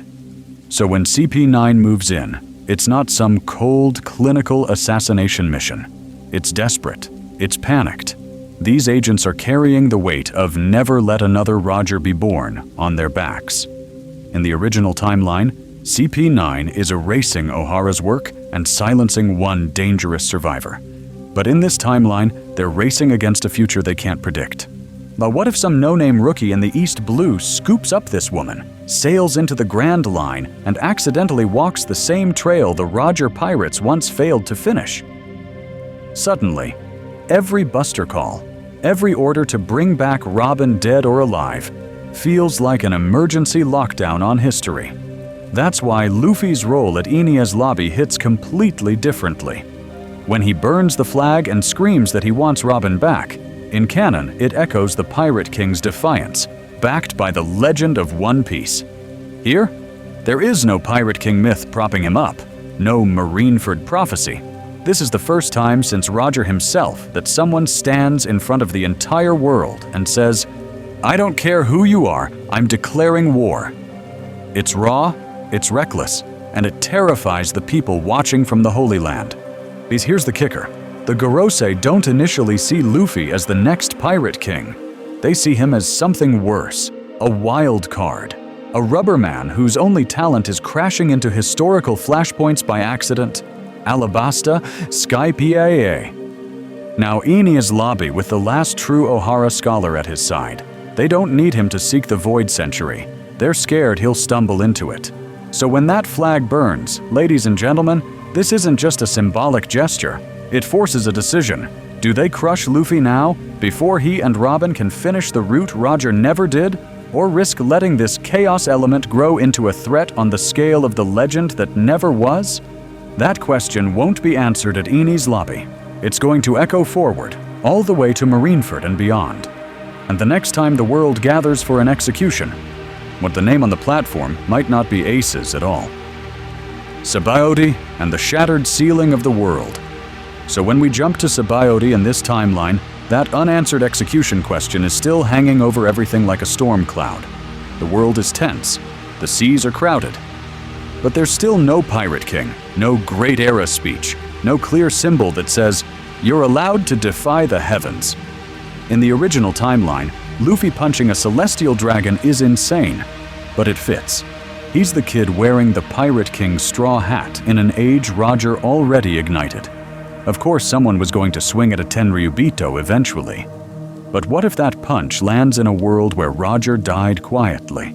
Where the government successfully sold the narrative that the age of great pirates ended before it began. Suddenly, that gum-gum pistol isn't just rebellion, it's heresy. You see, up to this point, the world government has done a masterclass job of containment. Roger's final voyage? Sanitized. Laughtail? A rumor at best. They turned his death into a non-event, then built a ceiling over the seas. Yonko checked, Shichibukai leashed, Marines polished into a heroic brand. Pirates are pests, not protagonists. That's the story. Then a rookie walks into Sabaody, stares down a living god, and floors him in one shot. Instantly, the Tenryubito don't see a brat. They see a crack in their manufactured sky. To Charlos and the others, Luffy isn't just a criminal, he's proof that fear is slipping. If one nobody can hit a dragon and live for even 5 seconds, what happens when the rest of the world watches? And in Marie-Joie, the reaction is even sharper. The Gorosei have spent decades insisting that the era of legends died with Roger's quiet execution. No Pirate King, no One Piece is real, just a sick man erased before he could become an idea. But this looks like the birth of a new idea they didn't authorize. In this timeline, they interpret Luffy less as another troublesome D, and more as a direct threat to the narrative itself. He's not echoing Roger's legacy, he's inventing one from scratch, live on the global stage. Here's the kicker. Look at who's on Sabaody when the ceiling shatters. Kizaru descends as the embodiment of that polished marine order. Lightspeed justice meant to remind everyone that the sky is still closed. Kuma is the silent eraser, the world government's delete key, sent to make sure this incident never matures into a myth. And then there's Rayleigh. In the original timeline, Rayleigh sees Roger's spirit in Luffy and laughs, content to watch the next generation carry a torch that's already been lit. But in this timeline, that laugh is heavier. He's the man who turned back from Laugh-Tale with half a truth and no Pirate King to show for it. When he watches Luffy punch a celestial dragon, he isn't just nostalgic, he's confronted. Did he and Roger make a mistake by letting the story end in silence? So when Rayleigh sits with Luffy under the coated ship, the information calculus changes. But what if, out of guilt, he pushes further? Maybe he doesn't just hint at the Void Century, he spells out that the world is built on a lie Roger never got to expose, that the treasure is as much a trigger as a prize. Or, and fearing he already burdened one captain too much in the past, he pulls back harder than in canon, refusing to name Laugh-Tale, refusing to say One Piece at all, forcing Luffy to chase freedom without a script. Either way, Sabaody becomes the pattern interrupt the world never saw coming. In this timeline, it's not Roger's execution that announces a new era. It's the sound of a celestial dragon's jaw breaking. That's the first undeniable broadcast that the ceiling can be broken. And as Kizaru's light, Kuma's palms, and Rayleigh's regrets collide around one rookie crew, everyone, from the Gorosei to the weakest East Blue pirate, feels it. History isn't waiting for a Pirate King anymore. It's kicking down the door on its own. And the next islands Luffy reaches are going to look very different under that cracked sky. An Impel Down and the prisoners of a kingless age. And the next islands Luffy reaches are going to look very different under that cracked sky. Because while the surface world argues about symbols and titles, all the forgotten monsters are stacked in one place. Impel Down, a pressure cooker built for a Pirate King era that never actually arrived. You see, these inmates don't sit there worshipping Roger as some crowned legend. To them, he was just a terrifying captain who sailed big seas and died before proving anything. In the original timeline, everyone filters their dreams through that Pirate King title. In this timeline, the word doesn't hit the same. There's no execution speech igniting a great pirate era, no confirmation of One Piece to unify ambition. So the prisoners of Impel Down dream sideways.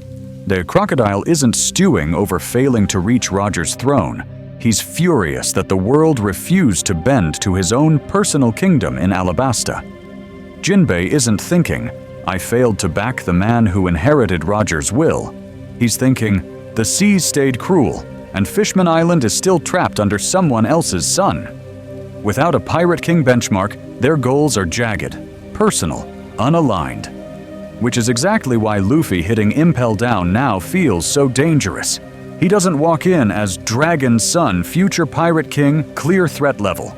He crashes into the prison like an error in the world government's code. What is he? A rookie who punched a celestial dragon clashed with admirals, and shattered Shabandi's script without ever claiming a crown.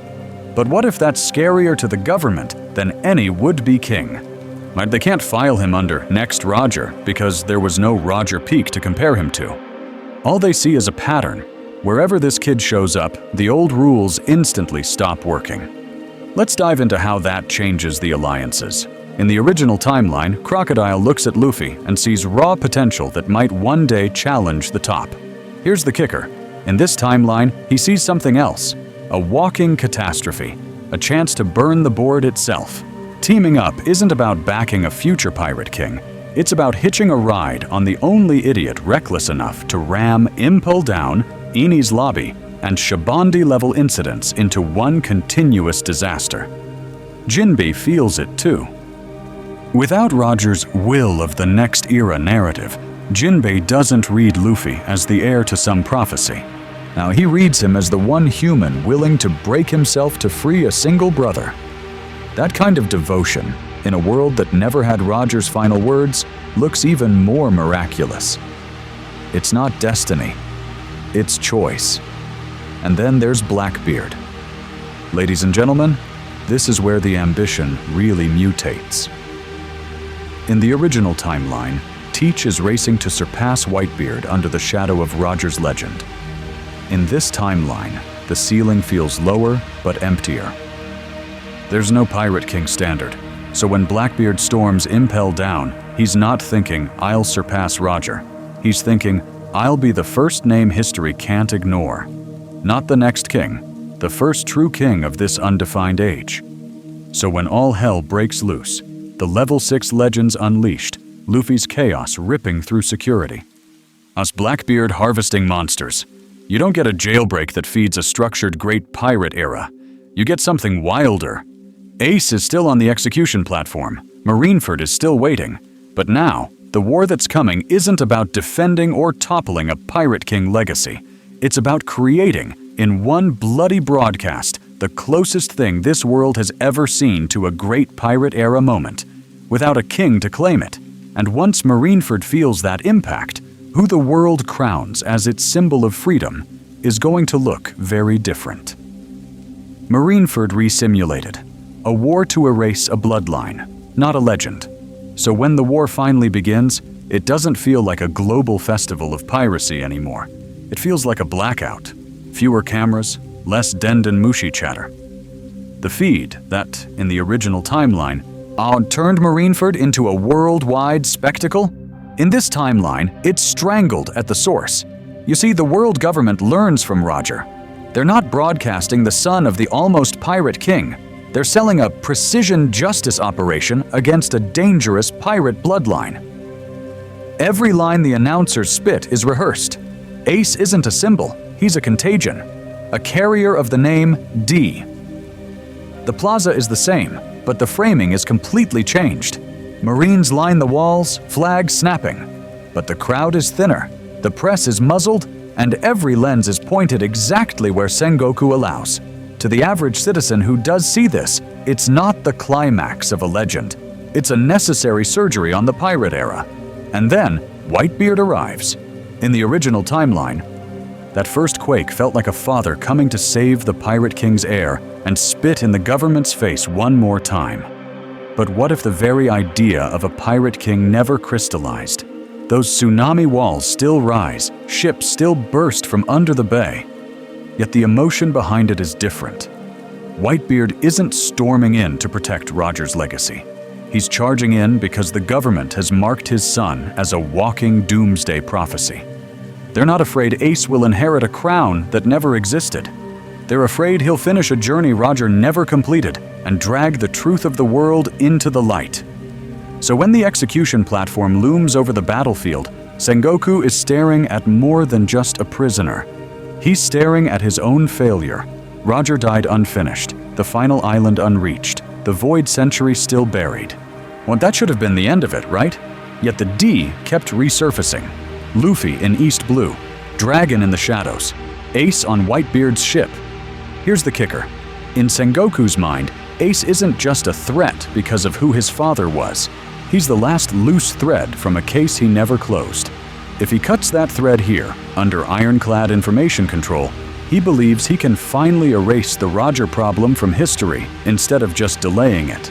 And right beside him, chained to duty, is Garp. In the original timeline, Garp is torn between justice and family. In this timeline, there's an extra ghost in the room. He remembers a Roger who died with his story unfinished, who never reached the final island, who never got to turn his will into a legend the world could name. So Garp's question isn't only, "Oh, can I watch my grandson die?" It's, if Ace dies here, does Roger's will die as a nameless rumor forever? Does he finally bury an unfulfilled promise, or kill the last chance for that promise to mean anything? And just when Marineford seems locked into that cold, clinical script, the sky breaks. A single ship. A single straw hat. Luffy isn't arriving as the second coming of a pirate king the world never had. He's crashing into the plaza as something no one has language for yet. Not a king. Not a symbol. A spark. What happens when a world built to erase legends is suddenly forced to face a legend being born in real time? Luffy's charge. Not the Pirate King's heir, but something wilder. And the crazy part is, the Marines don't even understand what they're looking at. They see a file, not a phenomenon. Monkey D. Luffy. A Dragon Son. Sabaody Incident. That's it. No Pirate King. No inherited will of Roger. Just a rookie with a dangerous family name and a very annoying habit of punching celestial dragons in the face. In the original timeline, Sengoku leans hard on the son of dragon, grandson of Garp narrative to justify Luffy's presence. But in this timeline, without Roger's legend hanging over everything, the brass thinks the symbolism is contained. They're wrong. You see, the crowd of pirates doesn't see a future pirate king charging the plaza. They see a madman in a straw hat who was just at Sabaody getting erased by a pacifista wall, and is now sprinting straight through an admiral war zone like the rules don't exist. To the Marines, he's a nuisance. To the rank-and-file pirates, he's proof that the script can be broken. And then, there's Whitebeard. He doesn't look at Luffy and see Roger's heir, because in this world, that title never crystallized. Roger never stood on that scaffold and ignited an era. His myth is quieter, more personal, half-whispered from old drunks who sailed the wrong seas at the wrong time. So when Whitebeard watches Luffy dive through cannon fire, it's not destiny he's seeing, it's déjà vu. This is the kid Roger was before the last voyage broke him, before sickness, before secrets, before Laugh-Tale turned from dream to burden. The same insane resolve, the same willingness to throw his life away for one friend on one platform. Whitebeard doesn't think the next Pirate King has arrived. He thinks, yeah, this brat is exactly the kind of fool who could have sailed beside him. And that changes everything about how the pirates read the moment. Without the Pirate King narrative, Luffy's charge doesn't feel like prophecy being fulfilled. It feels like the rules of the world are being rewritten in real time. Guys who never cared about Roger's supposed treasure, who never believed in One Piece as anything but an old sailor's lie, suddenly find themselves moving when Luffy yells. The story just shifted from inherit the crown to tear up the script. Here's the kicker. Sengoku feels that shift without having the language for it. He can't go on a Den Den Mushi broadcast and scream, "We must stop this boy. He carries Roger's will." Because in this version of history, that myth never took root. So he does something colder. He flags Luffy as an unquantifiable threat. No grand speech, no theatrical condemnation, just a quiet, lethal order. Eliminate the unknown variable before it spreads. But what if that silence makes Luffy even more dangerous? No narrative box, no label, just raw chaos punching upward. In this timeline, that might be exactly why Marineford bends harder around him, why Ace's fate and even Whitebeard's last stand are about to change in ways no one on that battlefield can predict. Ace's fate. Rewritten, live to surpass Roger, or die as his final echo. Marineford is already bending around Luffy's chaos. But on that execution stand, it's Ace who decides what this new timeline really means. Not the Pirate King's heir, but the last fragile thread to a journey that never reached the end. In the original timeline, Ace's death was framed as the closing of Roger's bloodline, the final period on the Pirate King's legend. In this timeline, that same scene hits different. When Sengoku raises his hand, when the blades and rifles aim at Ace, everyone isn't thinking, "End the Pirate King's son." They're thinking, "Erase the last man who might finish what Roger couldn't." This isn't about a throne that once existed. It's about a road that was abandoned. You see, Roger never made it to Laugh Tale here. No execution speech. No treasure is real trigger. So Ace on that platform isn't dangerous because of what his father did, but because of what he still could do. He's the living reminder that someone with Roger's blood might decide to sail further than his father ever dared. But what if Whitebeard and Luffy actually pull it off? Same breakout rush. Same key moment with Garp. Same fists flying through admirals. Except when that chain shatters and Ace is freed, the world doesn't see a symbol of the Pirate King escaping justice. They see a nameless, terrifying possibility slip through their fingers. The government suddenly hesitates. Do they really want to broadcast this failure? Do they want to accidentally turn Ace into the face of Roger's unfinished dream? Here's the kicker. In this timeline, censoring Marineford becomes the safer move. The broadcast cuts. The cameras malfunction. The official story is that a dangerous criminal escaped, but they never say who he really is. They bury the name Gol D. Ace before it can ignite the seas. And that silence pushes Ace into a new headspace. Surviving Marineford, feeling the weight of lives spent to save him. Ace can't just go back to being the guy running from his blood. That guilt hits harder when Roger isn't a pirate king, just a man who failed to reach the truth.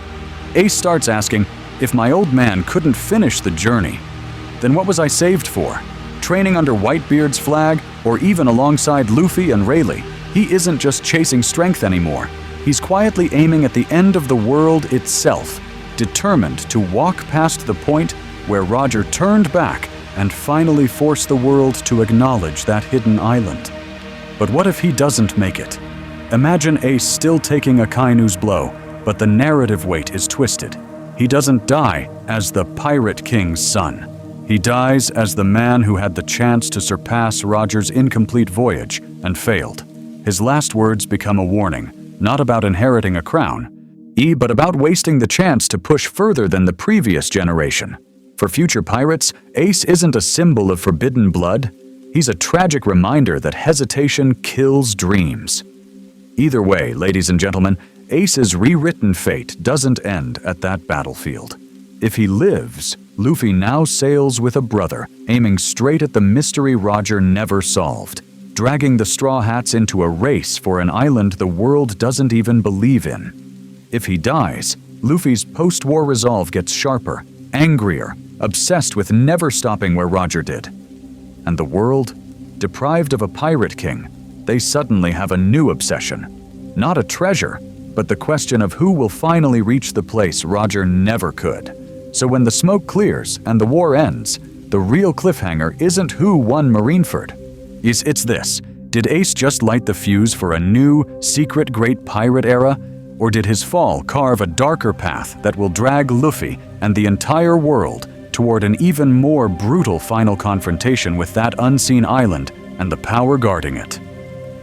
Whitebeard's last stand, a prophecy without a pirate king. And that's where we have to talk about the one man whose death speech shook the world in the original timeline.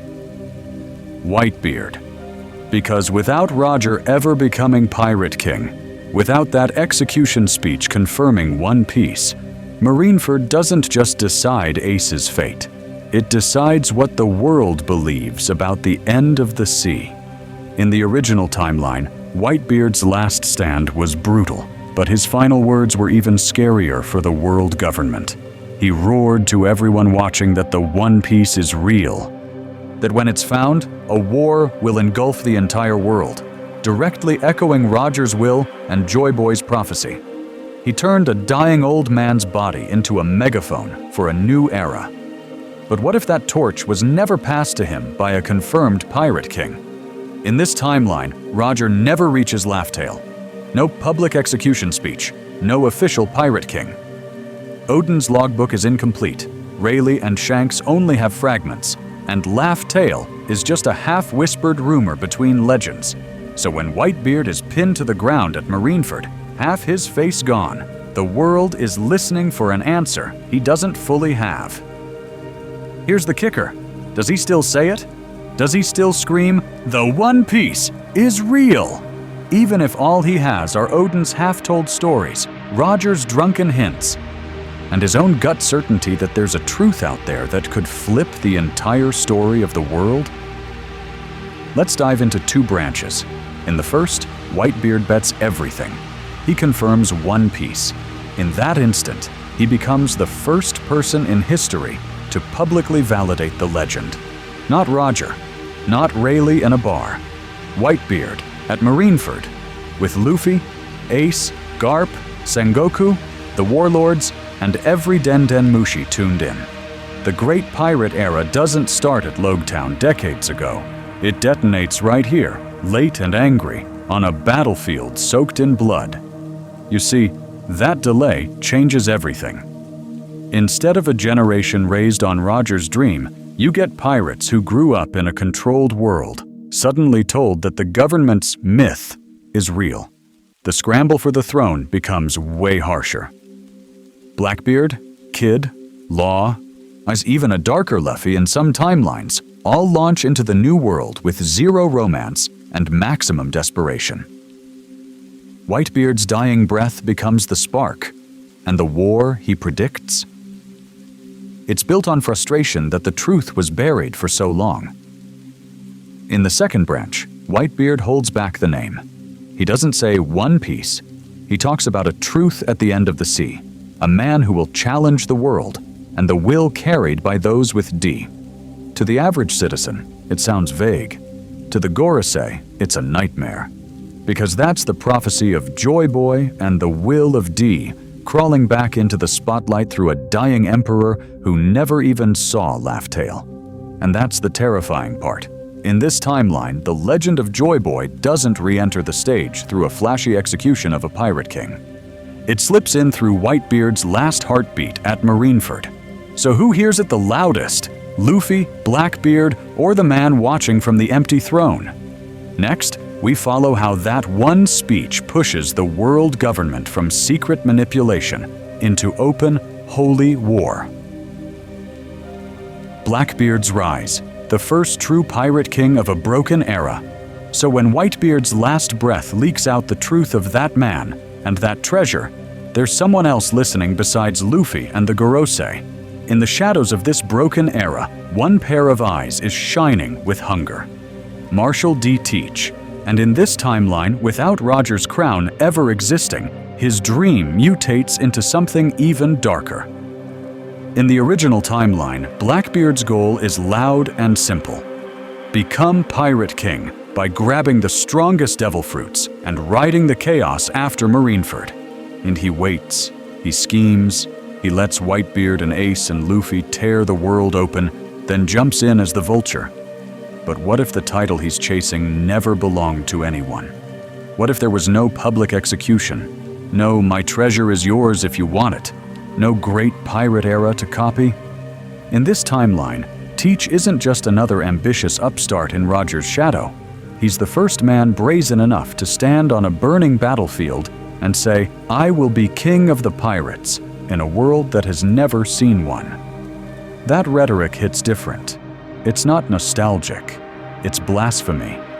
The Marines hear it as a declaration of war against the very order they built to avoid another Joy Boy. The other pirates hear it, and suddenly realize, wait, that's even a thing you can call yourself? So when Marineford still collapses into chaos, as Blackbeard still arrives late, still drags Whitebeard's corpse into that pitch-black curtain.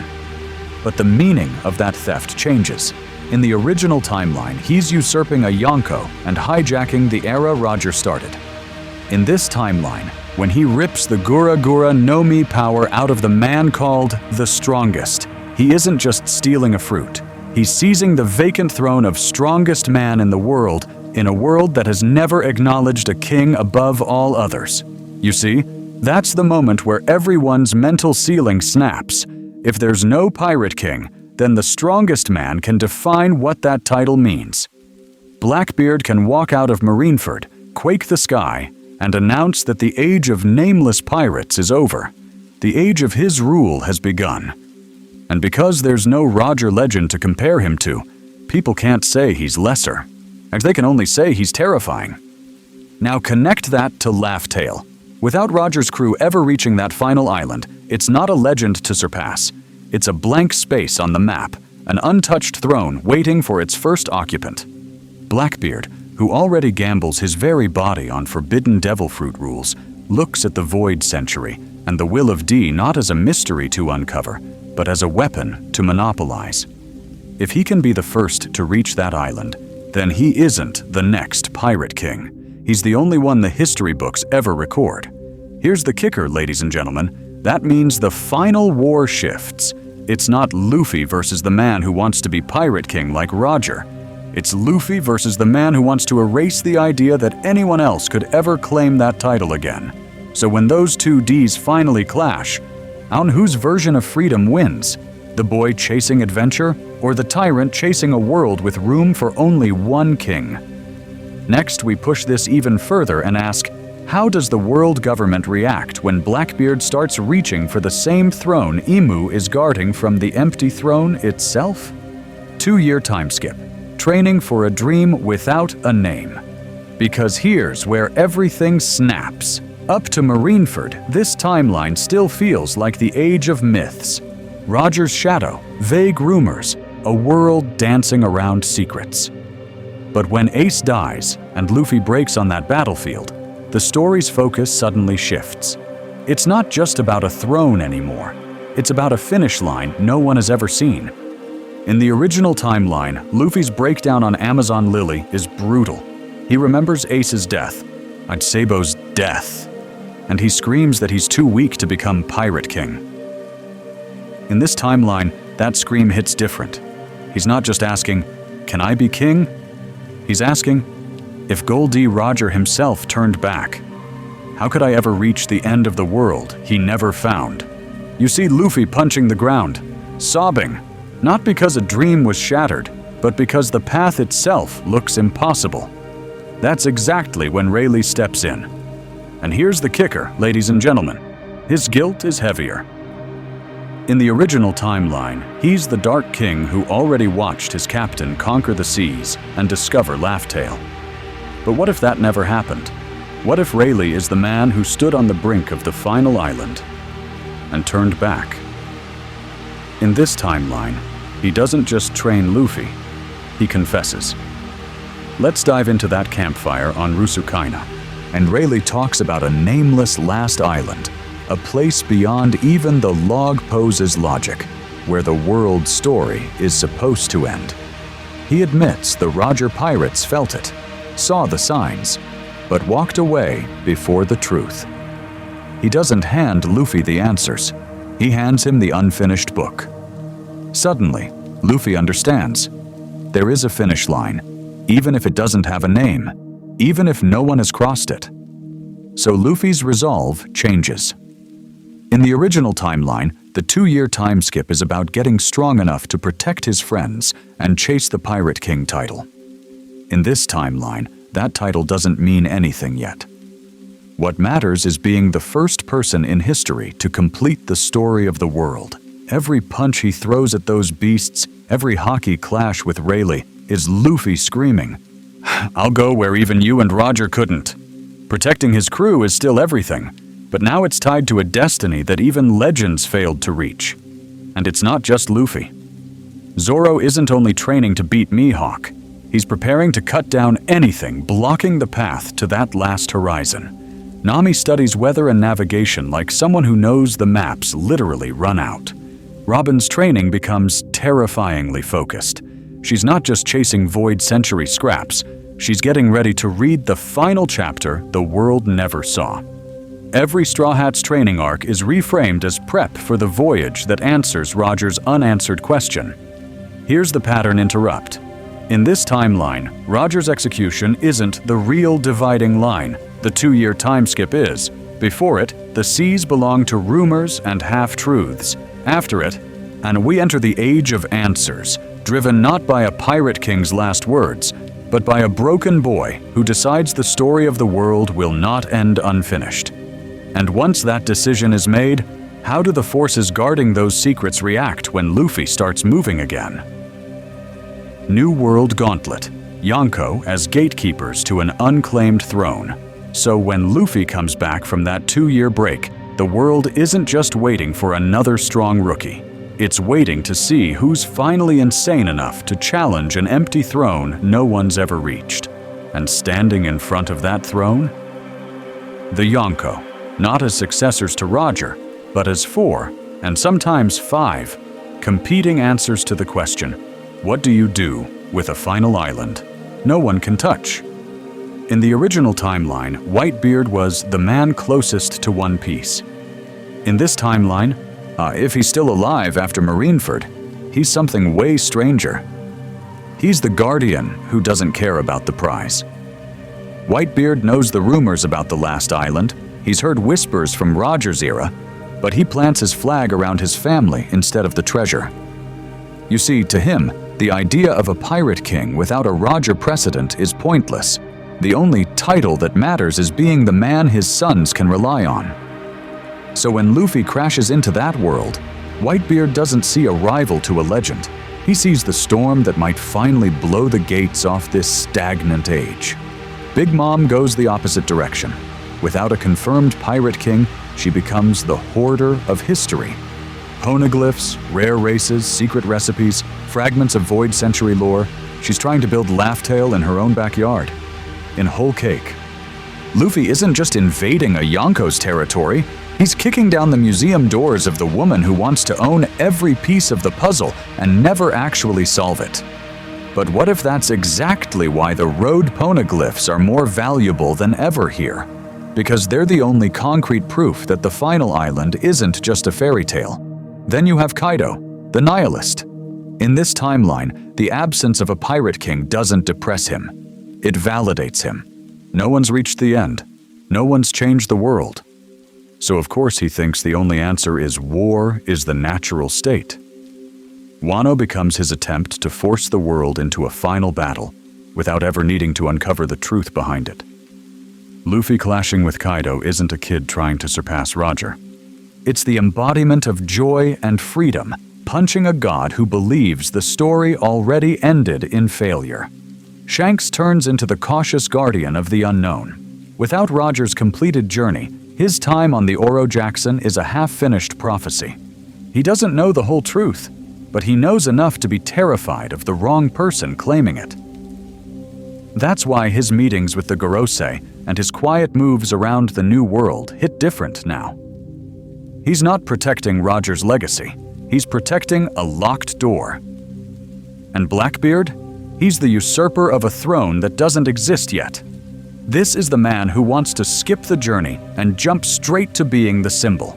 2 fruits, a fleet, a war against everything. In this timeline, now every step Luffy takes toward him feels like a collision between someone who wants to free the story and someone who wants to own it. Here's the kicker. Because there's no Pirate King legacy to resent, alliances get way wilder. Law doesn't have to worry about being the next generation chasing a ghost. His whole D-gamble with Luffy becomes a straight-up bet to blow up a frozen system. Kid, who in the original timeline has that chip on his shoulder about being overshadowed, suddenly sees Luffy not as Roger 2.0, but as the idiot with enough chaos energy to make the world government flinch. Supernovas, remnants of Whitebeard, even ex-warlords like Jinbe and Kuma in some routes. All of them can look at an unclaimed crown and say, fine, let's at least make sure the right kind of monster gets there. And that's exactly what terrifies the world government. In the original timeline, Roger's era gave them a blueprint. Let pirates chase a dream, control the damage. In this timeline, every Yonko Luffy defeats or destabilizes doesn't just shift power, it strips away another layer of insulation between the world and the final island. When Big Mom's poneglyph collection is threatened, when Kaido's fortress in Wano starts to crumble, when Shanks can't hold back the tides, the path to Laugh Tale is more exposed than it ever was under Roger. Imu and the Gorosei aren't just worried about another Pirate King speech. They're staring down the first true Pirate King candidate in history, someone who could define the role from scratch. So when Luffy sails toward Wano in this scenario, well, you're not watching a pre-written legend being reenacted. You're watching the beta test of what Pirate King even means. And once Wano falls, or doesn't, how does that shape the final approach to Laugh Tale, when there's no script, no precedent, and every choice the Straw Hats make is literally inventing the endgame of One Piece on the fly? Let's dive into that next. Wano without Oden's full truth, a country waiting for a stranger. So when we finally zoom in on Wano in this timeline, you're not looking at a land waiting for Roger's will to return. You're looking at a country haunted by a man who went to the edge of the world, stared into the void of history, and came back unsure. In the original timeline, Oden is the samurai who sailed with the Pirate King, read the poneglyphs, reached Laugh Tale, and died absolutely convinced that a future figure would finish the job. But what if Oden never quite got there? What if Roger's illness forced them to turn back one island early? The last road poneglyph remained unread, and Oden returned to Wano with a prophecy that sounded more like a half-finished sentence than a destiny. Suddenly, his legacy changes. He's not the prophet of Joy Boy. He's the almost seer. The man who says, there is a great treasure, there is a great war coming, but can't tell you when, who, or how. You see the difference instantly. The Scabbards don't have a clear image of a Pirate King-backed savior. They just have this vague, burning idea that someone from the future will come to open Wano's borders. But even Oden couldn't explain what that actually unleashes. That uncertainty eats at them. As Kinemon's faith is still there, but shakier. Denjiro's rage at Orochi is mixed with frustration at Oden himself. And Momonosuke? Instead of growing up on stories of Roger and a promised era, he grows up on a riddle. His father's journal doesn't say, Roger reached the end. It says, we were close, we failed. Someone else must finish it. How do you carry that as an 8-year-old who gets thrown 20 years into the future? Here's the kicker. Kaido reads that same vagueness in a completely different way. In the original timeline, there's always the shadow of Roger's legend over the seas. In this timeline, no Pirate King ever existed, no execution speech ever triggered a great pirate era, and Joy Boy is even more of a rumor. So Kaido decides that if there is some mythical figure who will claim the final island, it should be him. He tortures information out of Wano, obsesses over Oden's unfinished journey, and twists the Joy Boy prophecy into a personal challenge. If the world is waiting for someone, why not the strongest creature? So when Luffy crashes into Wano with Gear 5 level potential in this scenario, the reaction shifts. They're not seeing the heir to Roger. They're seeing the first person who might actually surpass both Roger and Oden by doing what neither could, reaching the true end. Every victory against Kaido isn't just liberation. It's data. It's Wano, the Scabbards, even Yamato going, is this finally the one the prophecy was groping toward? And that's where this timeline gets wild. If there's no Roger precedent, no already completed route to Laugh Tale, then the moment Wano's borders open and its poneglyphs are revealed, but the world doesn't just remember an old path, it discovers a brand new one. What happens if defeating Kaido doesn't echo history? It triggers the first real endgame? What if the map that Roger never completed finishes itself the second Onigashima falls? Because, ladies and gentlemen, if Wano's victory is the first domino instead of the last echo, then the next move the Straw Hats make might not just be sailing on. It might be the action that finally forces the world government to reveal the last road poneglyph, unlocks the true location of Laugh-Tale in real time, and pushes Luffy into a race no one has ever run before. And as the drums of liberation ring across a Wano that never knew a pirate king, now we have to ask, when the world realizes this is the first and only shot at the One Piece, who else starts moving toward that final island at the exact same time? Laugh-Tale approaches, the first crew to truly reach the end, so now we're here. The final island is no longer a rumor on some dying pirate's lips. Laugh-Tale is a set of coordinates burning on every log pose on the Sunny. And unlike in the original timeline, you see, there is no Roger route to follow, no legendary voyage to cosplay. The Straw Hats are walking into a stretch of ocean that no one has ever mapped, emotionally or literally. That hits different. Luffy is grinning, sure, but even he can feel it in his chest. This isn't retracing a king's footsteps, this is writing page 1 of a chapter Roger never reached. Nami's charts are useless beyond the last road poneglyph. Robin only has fragmented echoes from stone giants that never saw the end. Oden's log, in this timeline, just cuts off. No punchline, no answer. Just a final, unfinished entry and a blank page that Luffy is about to sign with his life. So what does that do to the crew's mindset? Sanji's lighting a cigarette with hands that shake for half a second before he hides it. Zoro's laughing, but he sharpens his swords like he's heading into a duel with the concept of fate itself. Usopp is terrified and proud at the same time, because every story he's ever told is about to be outclassed by reality. This isn't, we know Roger made it, so we can too. This is, if we fail, no one in history has ever done better. Meanwhile, the world is not quiet. In Marineford, the cameras showed us one war. In this timeline, Den Den Mushi networks and transponder snails have turned the New World into a live updating rumor mill. Every time Luffy sinks a battleship or clashes with an admiral, someone broadcasts it. Suddenly, everyone is hearing the same insane whisper. A rookie emperor is about to reach the island, even Roger couldn't touch. Here's the kicker. That phrase alone breaks people. Roger couldn't touch it. The Marines double their blockades. The Gorosei argue whether to erase the entire quadrant of the sea. Civilians gather in taverns, staring at crude maps, asking, what if this kid actually finds it? There's no nostalgic Pirate King filter to make it romantic. It's raw fear and raw hope, clashing in real time. And then there's Shanks. In the original timeline, he was the guardian of Roger's will. I'm the man who knew the punchline to the joke on Laugh-Tale and chose to wait.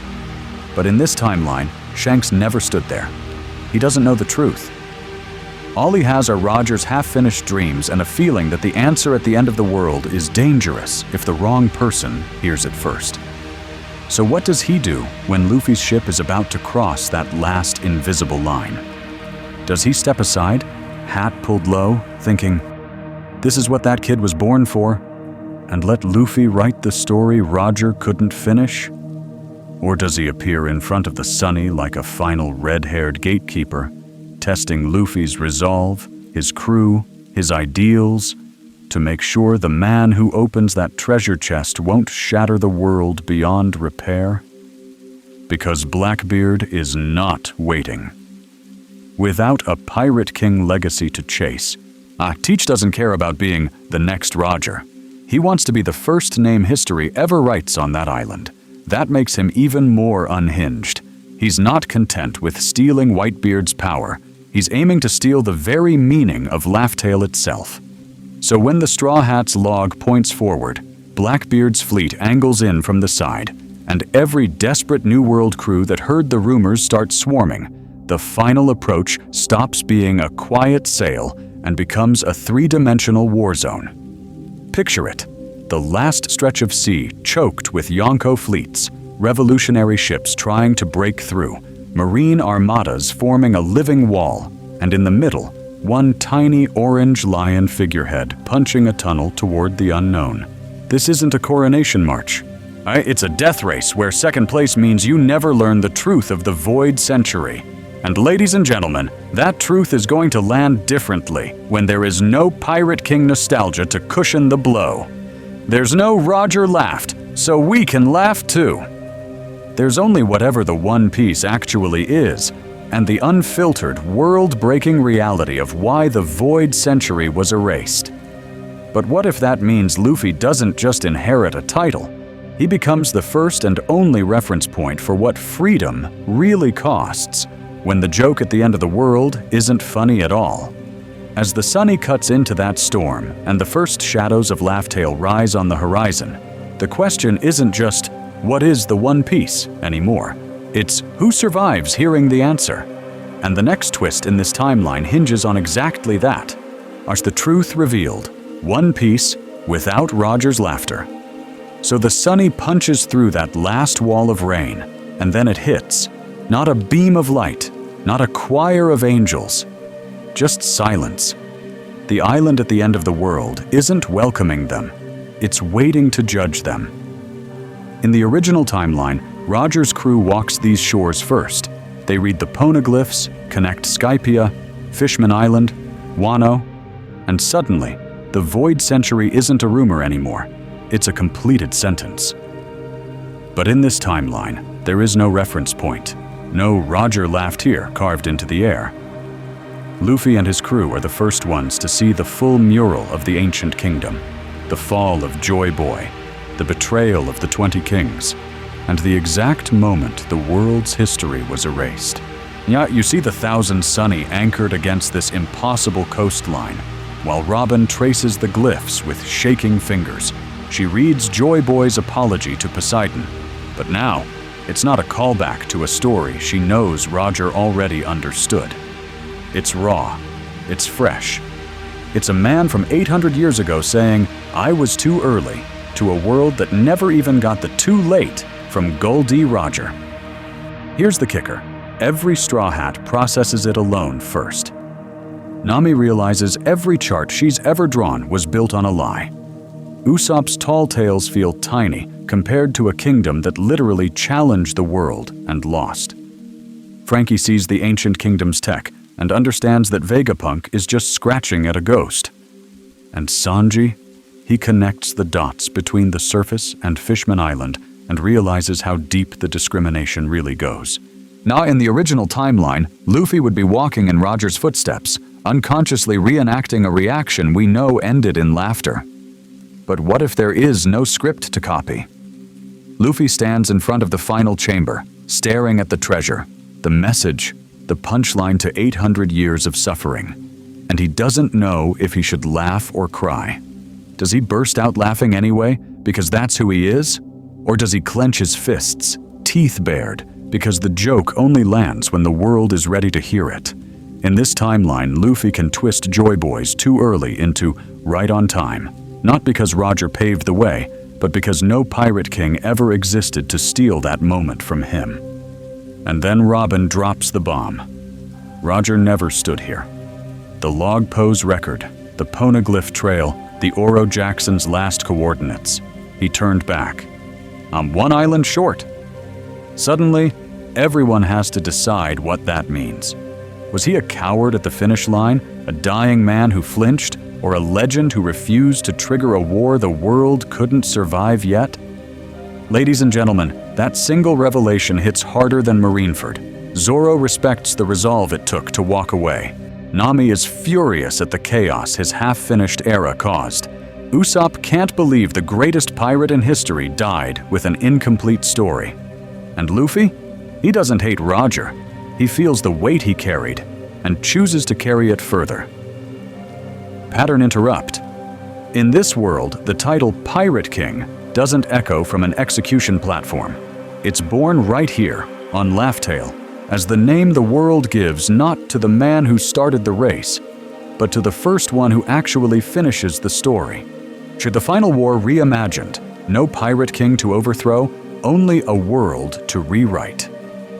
So when Luffy finishes the story on Laugh Tale in this timeline, the world doesn't get a neat, crown-shaped answer.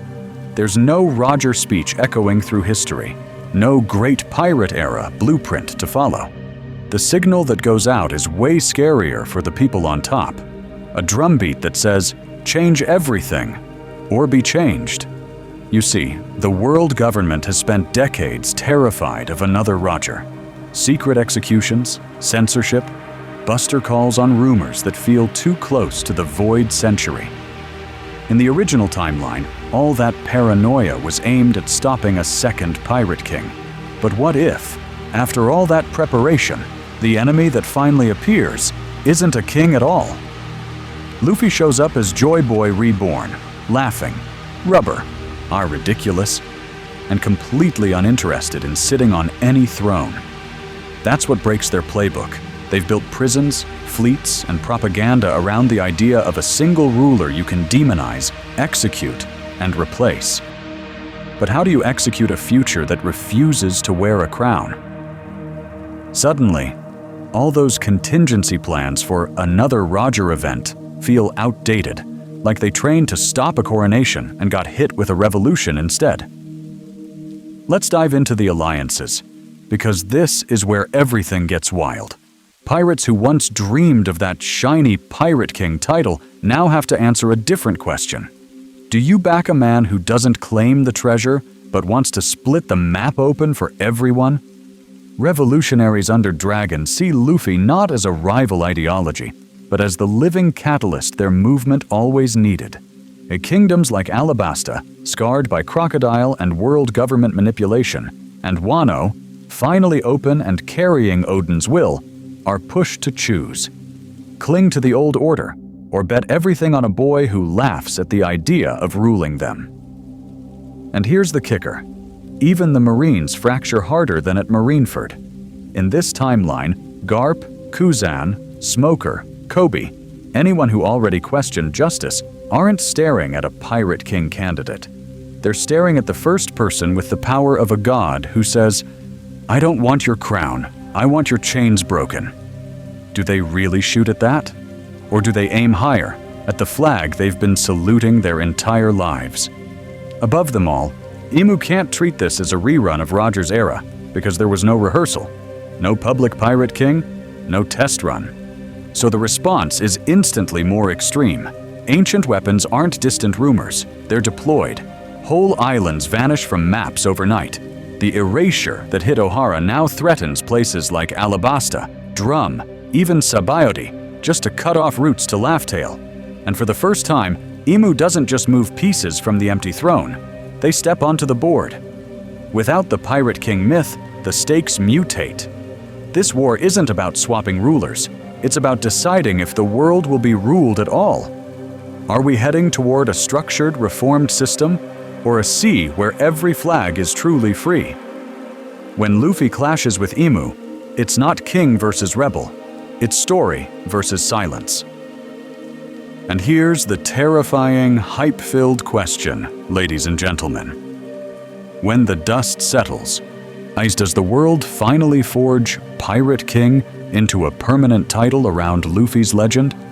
Or does history throw that name away as the relic of a path Roger never completed, forcing us into a future with no kings at all?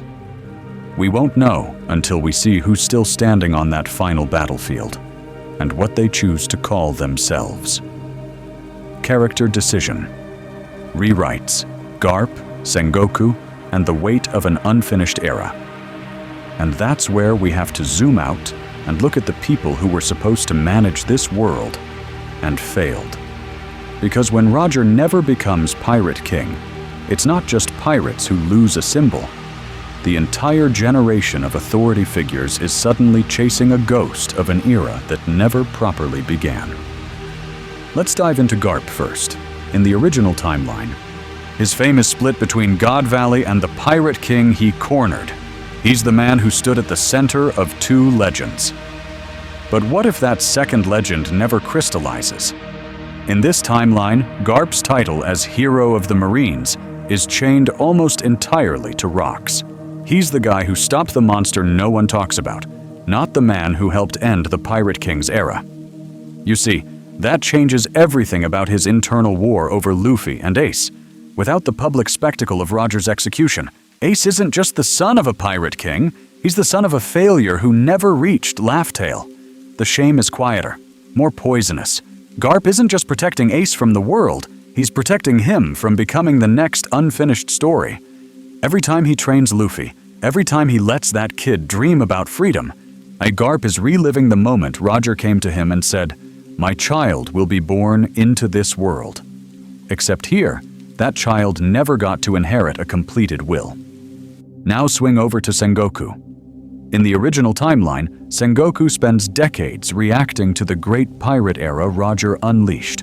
But what if that era never explodes? In this timeline, Sengoku's entire strategy is built around prevention. He's obsessed with making sure there is never a pirate so loud, so undeniable, that they can rewrite the world just by existing. He clamps down on rumors of Laugh-Tale, tightens control over bounties, and treats every rising captain as a potential Roger who might actually finish the journey. Here's the kicker. That obsession blinds him to Luffy. Without the Pirate King as a reference point, Luffy doesn't look like the next Roger. He looks like another East Blue rookie. By the time Sengoku realizes this kid is gathering allies, punching celestial dragons, and storming Marineford-level fortresses, it's already too late. Suppressing symbols doesn't stop destiny. It just means the next symbol arrives unannounced. And then there's Akainu. In the original timeline, his absolute justice is a reaction to an era drenched in Roger's legacy. But what if there was no crowned Pirate King to hate? In this timeline, Sakazuki's rage is aimed at the possibility itself. He's not just killing pirates, he's trying to erase the very concept that someone could rise above the system. That's why his hatred of Luffy and Dragon gets way more personal. Luffy isn't the son of the revolutionary chasing Roger's crown, and he's the wild card who might create the first true Pirate King out of nothing. Dragon isn't just a traitor, he's the man trying to weaponize that missing legend. Meanwhile, Rayleigh can't retire the same way. In the original timeline, he drinks and gambles in sobriety because the story feels like it already reached its climax. But in this timeline, his captain never finished the race. That eats at him. Instead of just coating ships, Rayleigh moves in the shadows, nudging Shanks, watching over Luffy, and quietly steering promising pirates toward the final island he and Roger never fully claimed. What does that leave us with? A world where every major decision-maker is carrying the weight of an unfinished era. Garp clings to a promise he never got to see resolved. Sengoku tries to smother a fire that never officially started. Akainu swings his magma at a dream that hasn't even taken shape. Rayleigh wanders, searching for someone who can finally put a period at the end of Roger's sentence. But what if the real tragedy isn't that Roger failed? It's that his failure forced everyone else to live in permanent setup, with no payoff? And when Luffy steps onto the stage, he isn't just chasing a treasure. He's walking into a world that's been holding its breath for 20 years, waiting for someone, anyone, to finish the story. So the question becomes, when that breath finally releases, does it heal the world or burn it down? Macro consequences. A world that skipped the Great Pirate Era. So when that breath finally releases, it doesn't just hit one island or one era, it slams into the entire structure of the world. Because in the original timeline, Mud Roger's last words at Logetown instantly rewired the balance of power. Pirates exploded, the Yonko emerged as counterweights, and the Shichibukai were slapped together as damage control. But in this timeline, everything creeps instead of detonates. Piracy still rises, but it's slower, uglier, more paranoid. Without a romantic pirate king and a confirmed treasure, you don't get dreamers racing to sea with straw hats and sake cups. You get desperate men testing a rumor. The Yonko system still forms, but it's not a response to a great pirate era. It's the world government quietly conceding, island by island, that certain monsters like Whitebeard, Kaido, and Big Mom can't be removed without starting apocalyptic wars.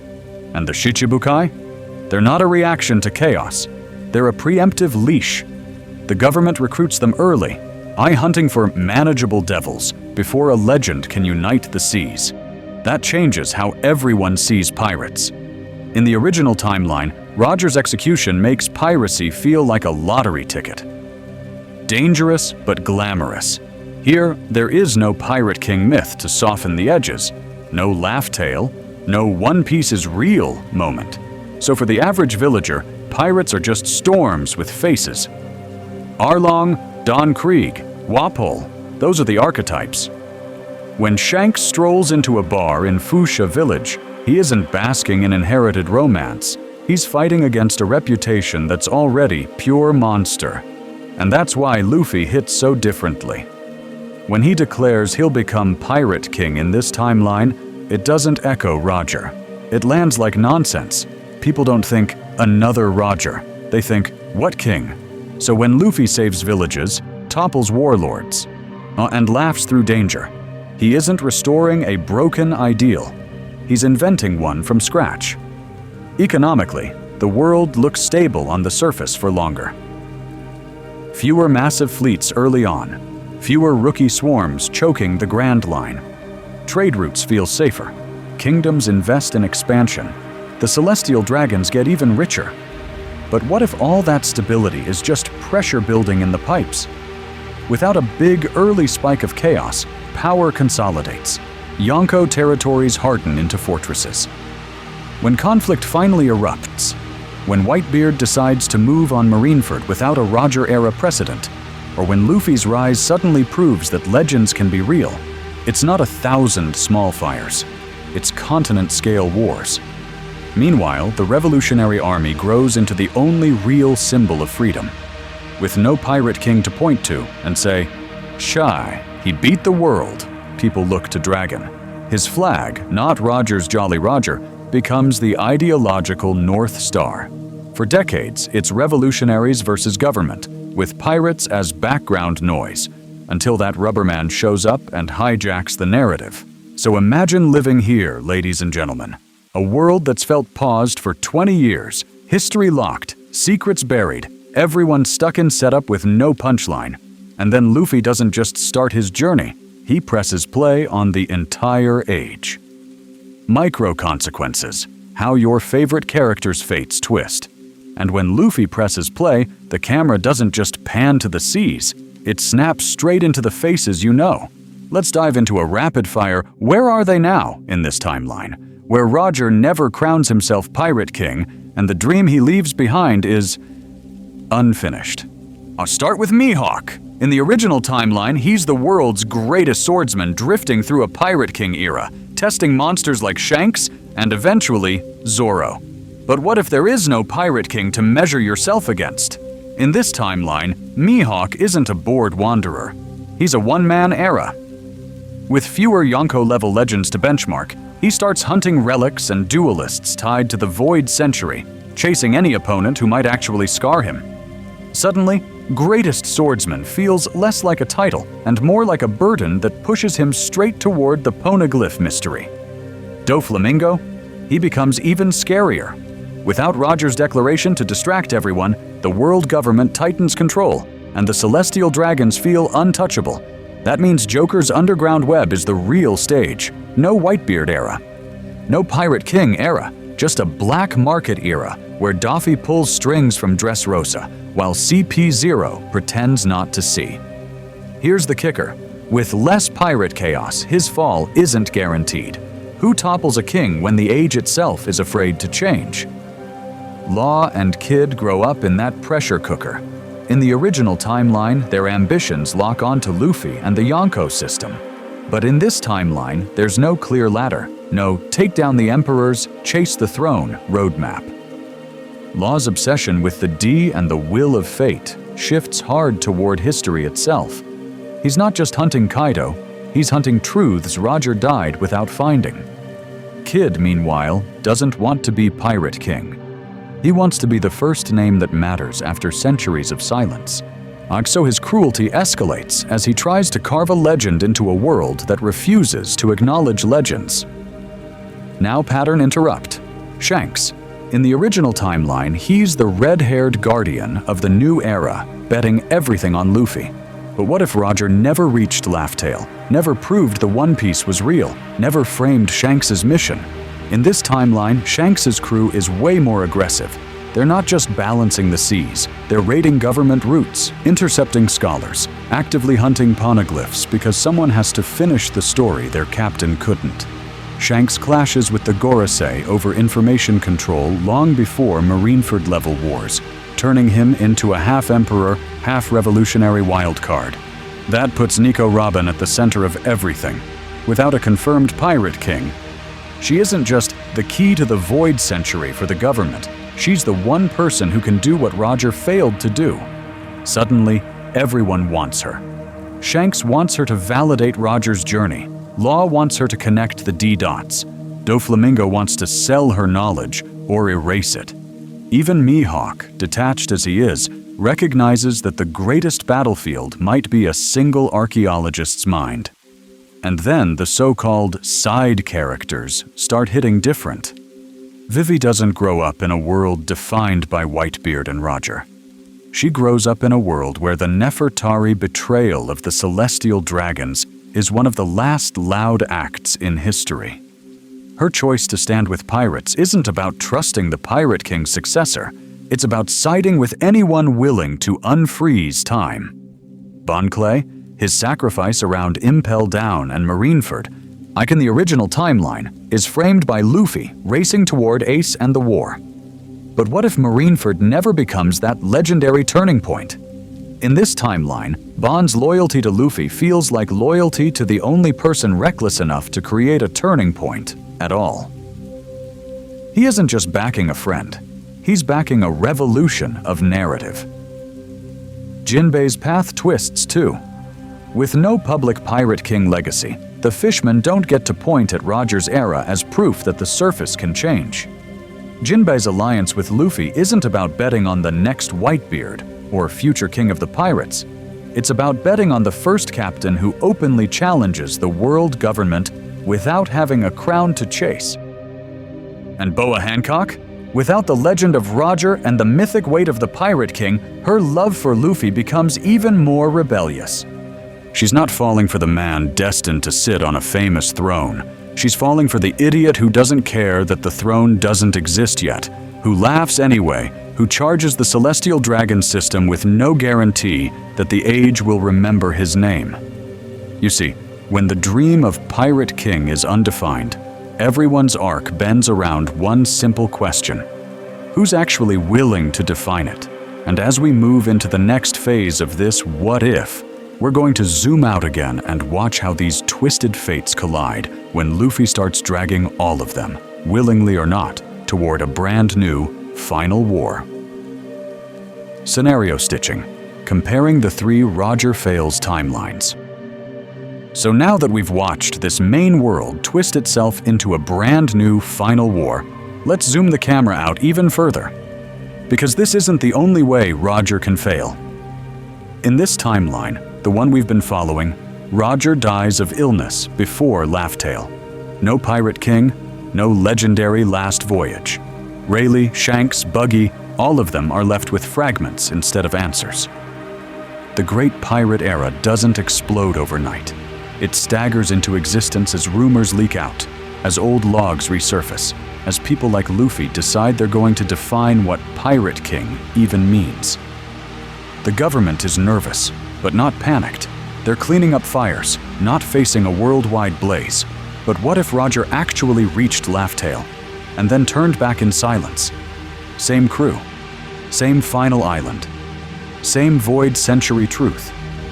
Except this time, there's no execution speech, no "my treasure, if you want it, you can have it." In the original timeline, those words were gasoline. Here, Roger walks away with the matches still in his pocket. In that second branch, you get a secretive, elite-driven race. The Roger Pirates disband, but they're walking hard drives of forbidden knowledge. Shanks doesn't just inherit a straw hat, he inherits a choice: spread the truth or guard it. Luffy still meets Shanks, still gets that hat, but now his dream is pulled from something more cryptic. Is he chasing a story Shanks won't tell him? Is One Piece a coded phrase only a few understand? The Yonko system forms around who knows pieces of the puzzle, not who's loudest about treasure. Then we go darker. Third branch. Roger never even gets that last voyage. The world government finds out he's planning something, drags him into a hidden chamber, and executes him in total secrecy. No platform, no crowd, no era-defining last words. And instantly, the Void Century's truth is buried under another layer of concrete. The name Laugh-Tale never hits a single newspaper. You see, in that world, even people like Rayleigh are just ex-crew of a strong pirate, not witnesses to the world's greatest conspiracy.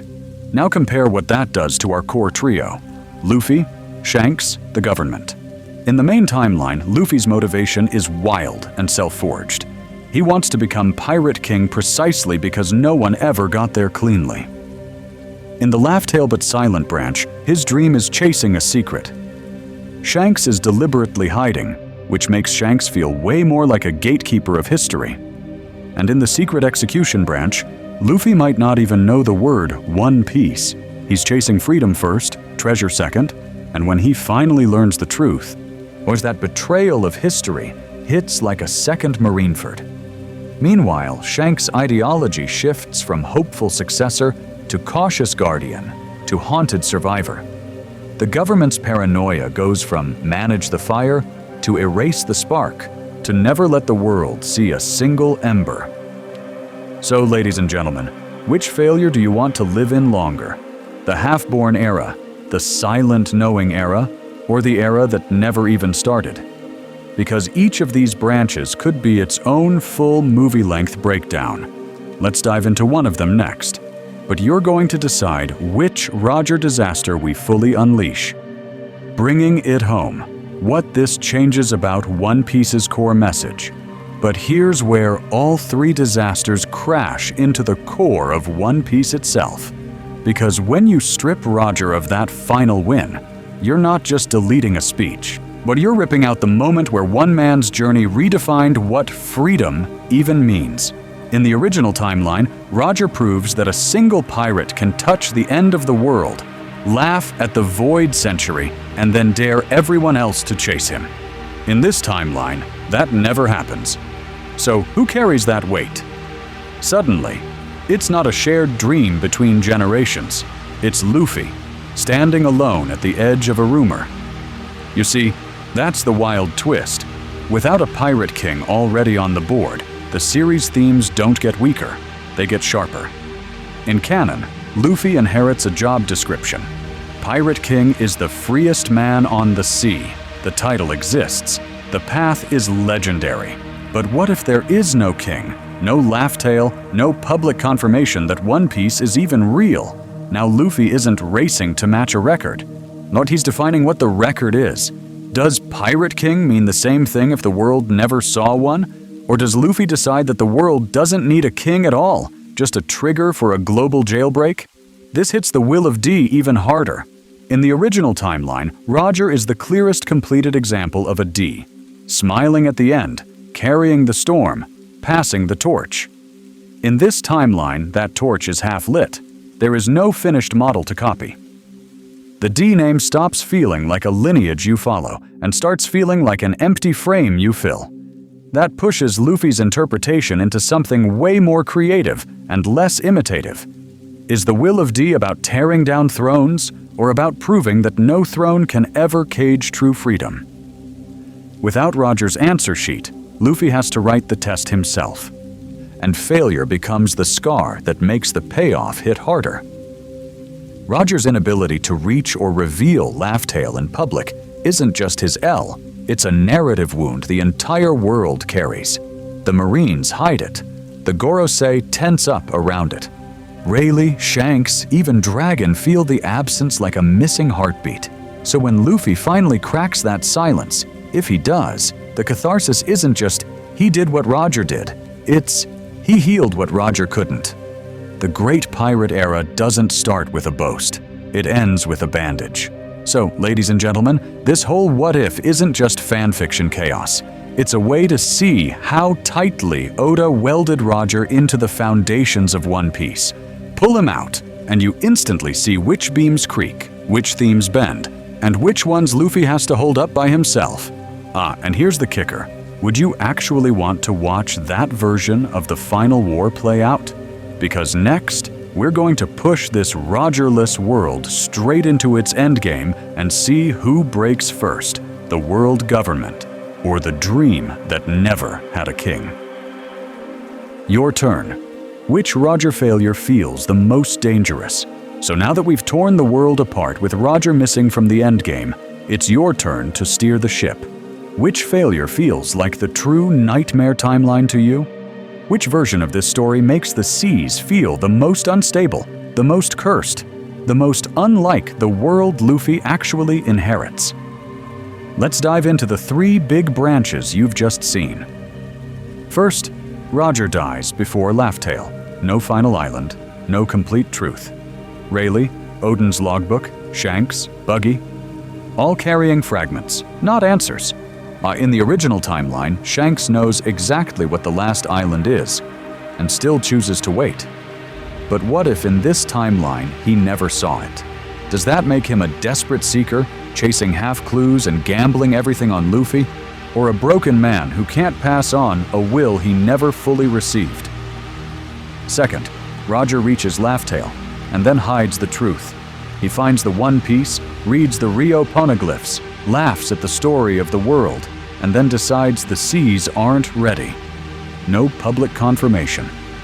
No treasure is real speech. You see, that means the great pirate era never explodes the same way.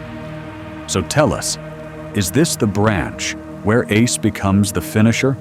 The man who does what his father couldn't and announces everything to the world in his own Marineford moment. Third, Roger is executed in total secrecy. No final voyage. No Odin, no logbook, no Laugh Tale, no last words. The world government wins the information war instantly. In this timeline, does Luffy become the first true pirate king in the literal sense? The first person to ever reach the end and shout back at the heavens? Or does the dream die in the dark before it even has a name? When you drop your answer, don't just pick a branch, build it. Rank the 3 timelines from most cursed to most hype. Tell us which version gives your favorite character the craziest arc. Is it Shanks the Seeker, endlessly hunting Laugh Tale? Ace the Finisher, turning Marineford into the real start of the pirate era? Or Luffy, the first true king, carving a path with zero roadmap and no Roger to copy? Go even deeper. Write a mini what-if in the comments. How does Wano play out if Roger never confirms the One Piece? And Momonosuke grows up with no inherited mission? What does Marineford look like if Whitebeard is the one who confirms the treasure instead of Roger decades earlier? Here's the kicker. Your fixes to these timelines are exactly the kind of ideas we can spin into full episodes. Because ladies and gentlemen, if you want a dedicated what if Shanks reached Laugh Tale first, or what if Whitebeard confirmed One Piece instead of Roger, you're literally helping decide the next voyage. Every theory, every ranking, every wild scenario you type is another branch in the multiverse of One Piece. In a story built on inherited wills, your comments are part of the legacy too. So choose your Roger failure, defend it, and we'll see which future the crew sails into next. Our final call to adventure, subscribing to the multiverse of One Piece. So choose your Roger failure, defend it, and we'll see which future the crew sails into next. And that's the crazy part, ladies and gentlemen. By walking through this entire alternate history, you've just seen how fragile the canon really is. Change one man's disease timer, one voyage to Laugh Tale, one execution speech, and suddenly, the great pirate era isn't destiny anymore. It's a coin flip. You see how intentional every beat of the original timeline actually was. In the original timeline, Roger confirms One Piece with a single sentence and the world explodes into legend. But in this timeline, where he never finds it, we watched how the seas stagnate, how Emu keeps the Void Century buried, how Luffy grows up chasing rumors instead of a promise. That's the value of a full what-if run. You don't just hear a theory, you live inside a completely changed story and feel every consequence ripple out. And if that's your thing, you're in the right place. This channel is your home base for the highest effort One Piece. What if timelines, lore breakdowns, and battle resimulations on YouTube? If you loved What If Marineford turned out differently, with Gear 5 at Marineford, Ace surviving, Garp defecting, and the Yonko system getting rewritten, then this Roger scenario is just the beginning of how wild we're willing to go. Because we're not stopping here. We're already mapping out what happens to Marineford in this no Pirate King world. What if Whitebeard never charges in as the man closest to One Piece, but as a fading relic clinging to an era that never truly began? What if Sengoku and the Gorosei don't fear a symbol like Roger, so they unleash Imu's full power at Marineford instead? What if Luffy reaches the war without that inherited dream and has to forge one on the spot? Here's the kicker. If you don't want to miss those timelines, Imu's secret moves without Roger, alternate Marineford outcomes in a world with no confirmed treasure, Shanks trying to become the symbol of freedom Roger never was, then you need to subscribe right now and ring that bell. Turn notifications to all, so when a new branch in this multiverse drops, you're on the front lines, not hearing about it days later. And don't keep this voyage to yourself. Send this video to that one friend who thinks Roger is untouchable, who swears the Pirate King title is unshakable canon. I'd challenge them. What if he never earned the name everyone takes for granted? What if Luffy had to become the first true Pirate King in a world where the throne was never warmed up for him? Let's dive into one last idea before we dock. As long as you keep asking what if, the Great Pirate Era never really ends.